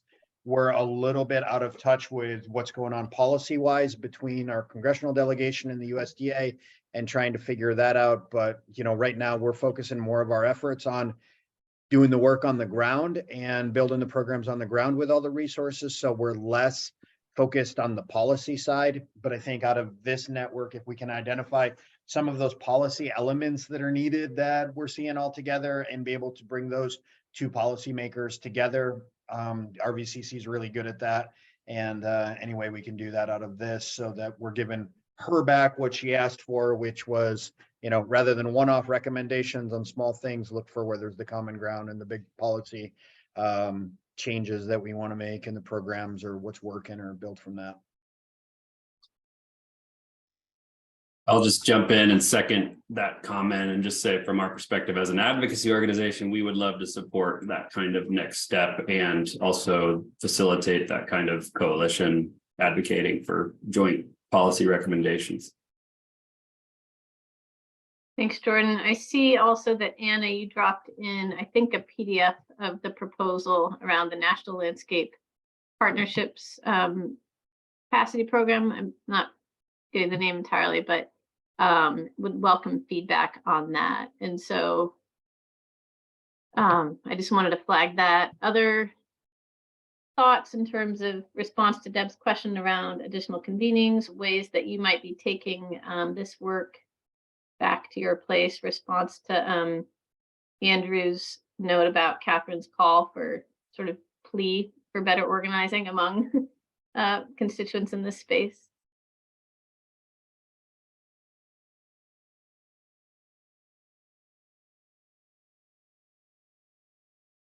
I'm going to add one more thing for my group that I forgot to mention. There was a lot of comments on this idea of using like some groups like Headwaters Economics and CAP, who have more of the holistic view, and really aligning them with the place-based groups to then help build those potential policy shifts and changes. And I saw that several times.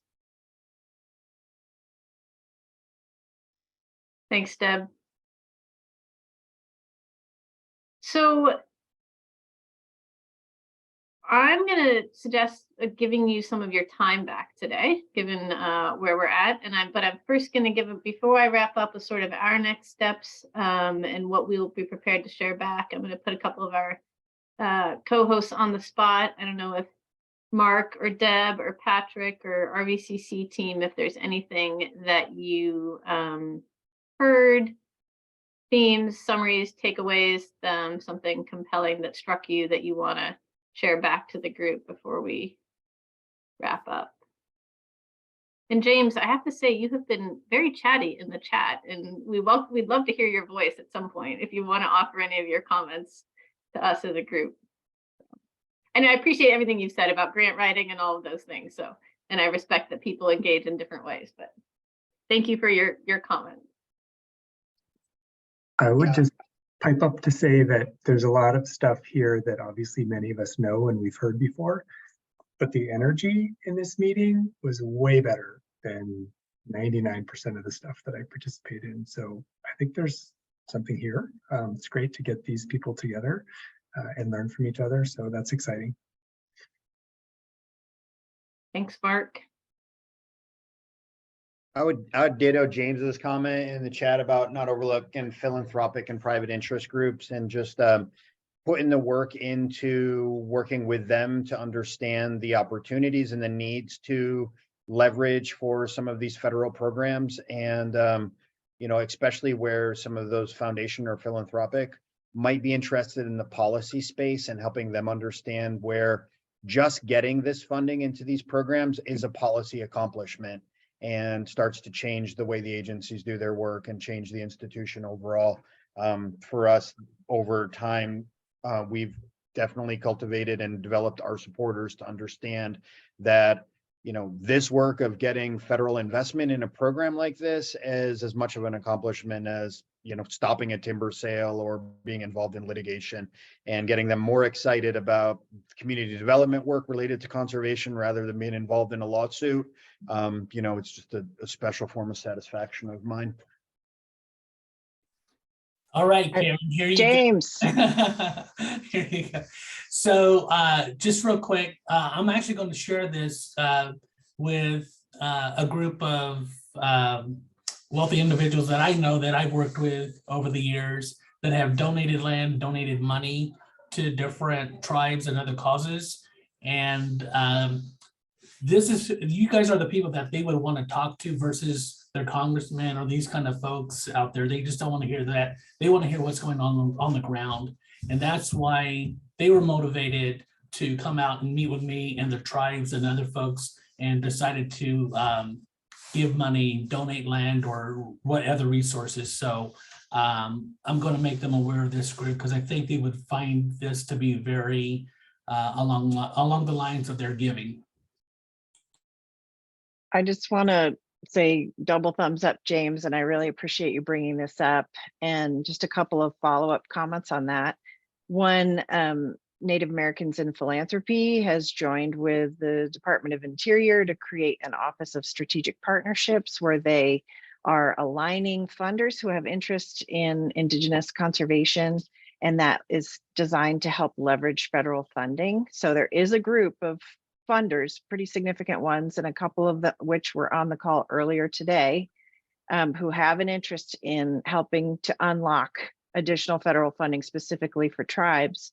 And then also, I just heard about this yesterday, that the Energy Foundation is bringing together massive amounts of philanthropic funding to unlock federal funding for climate initiatives. And so I believe the conservation community needs to get better aligned with specific climate interests so that, again, we can break down those silos, find those commonalities, and really utilize this intense interest on the part of philanthropy to make sure that this money gets into the ground. So thank you for bringing that up. Thanks, Deb. Any other closing thoughts from other co-hosts here? Partner in crime, Patrick. Sure, I'll pop in with a couple quick reflections. First off, I just want to thank everybody for hanging in there till the end today. It's a lot of work to do, put in the time and the energy you have in this virtual format for this long. And I'm just super impressed by it. And as Mark said, I think it demonstrates great energy. As Nils said earlier, money doesn't get things done, people do, and you're all clearly a testament to that. And it's exciting to be around you for that. There's so much I want to take from the day. And as I glance at my notes, I hope that you all who came here to learn, to network, to be inspired, that we accomplish those goals for you, and that this can be the start of a conversation and a jumping off point and not an end point. One of the things that jumps out to me as we thought about what our words are for rural is, we heard ideas like empowerment and reinvestment, and increasingly more and more folks turn to this notion that how we talk about rural needs to not focus on the negatives, but the opportunities. That we often talk about impoverishment and poverty, but really rural places are this place of tremendous untapped potential and tremendous broadly defined wealth. And I think the work that you all are doing in this space, that you're doing together in this space, the thinking you're providing is evidence of that. And I think when we take advantage of that opportunity and begin to apply ourselves around policy, begin to talk about problems the same way and how to solve them, we could have a really big impact in the sector. So thank you all for being here. So before we wrap up, I just wanted to add on behalf of RVCC, thanks for allowing us to be part of this. The conversation has been really great. I think we feel like we're in a unique position to help carry some of these conversations forward. We'd be really interested in doing that. We represent, a really close connection with rural communities. We lead from the middle. We've got a policy aspect to our work at every level, and the peer learning and the storytelling, and kudos to the staff that's on the call, Emery and Becca. You guys are amazing, and we look forward to hearing from you directly. I'll pop the website again in the chat there. Sign up for our newsletter. Feel free to reach out directly. We'd love to hear some ideas on how you think we could move forward with this. But thanks, everybody. Thanks, Laurel. So I'm just going to wrap us up here with a few what you can expect from us, next steps, and just again, thanks for hanging in through the day. As Patrick said, really apologize for the technology snafu, but here we are and you all made it. So I'm glad to have seen you join us. Some of the follow-up things we've got, at least I hope for the other groups, these easy retro boards and notes were sort of a really good collection of ideas. I've got the chat downloaded because there was so much good conversation going on there that we can pull from. I think you've already started doing this in terms of organically sort of sharing where you might work together, workshops, upcoming events. Cam and Laurel and others sort of offered, future gatherings where some people might reconvene, talked about maybe a series of workshops, which is intriguing to me, and next steps. You can expect from us a synopsis of some of the main themes in the next couple of weeks, a recording of the workshop. I already see people asking for email addresses. I have all your emails. I'll send an email asking permission to share that so people can individually connect and learn from each other. You can let us know if you want to opt out of that. And I again also just want to thank Deb in particular for supporting RLF, for supporting this convening, and Patrick, Mark, Emery, Becca, for all your work in pulling this off. And I think that is about it from me. So One last bit. I really want to give you a round of applause, Karen, for doing such a magnificent job today. And it's especially hard when you start off on a difficult technological footing. So thank you so much. This was fabulous. Great job. thanks, Deb. Thanks, everyone. We'll be in touch with follow-up information, and you can have your 10 minutes back. So it's good to meet many of you. So have a good day.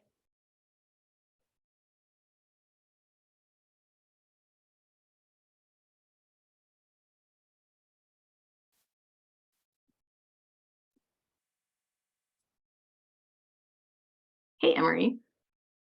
Yes.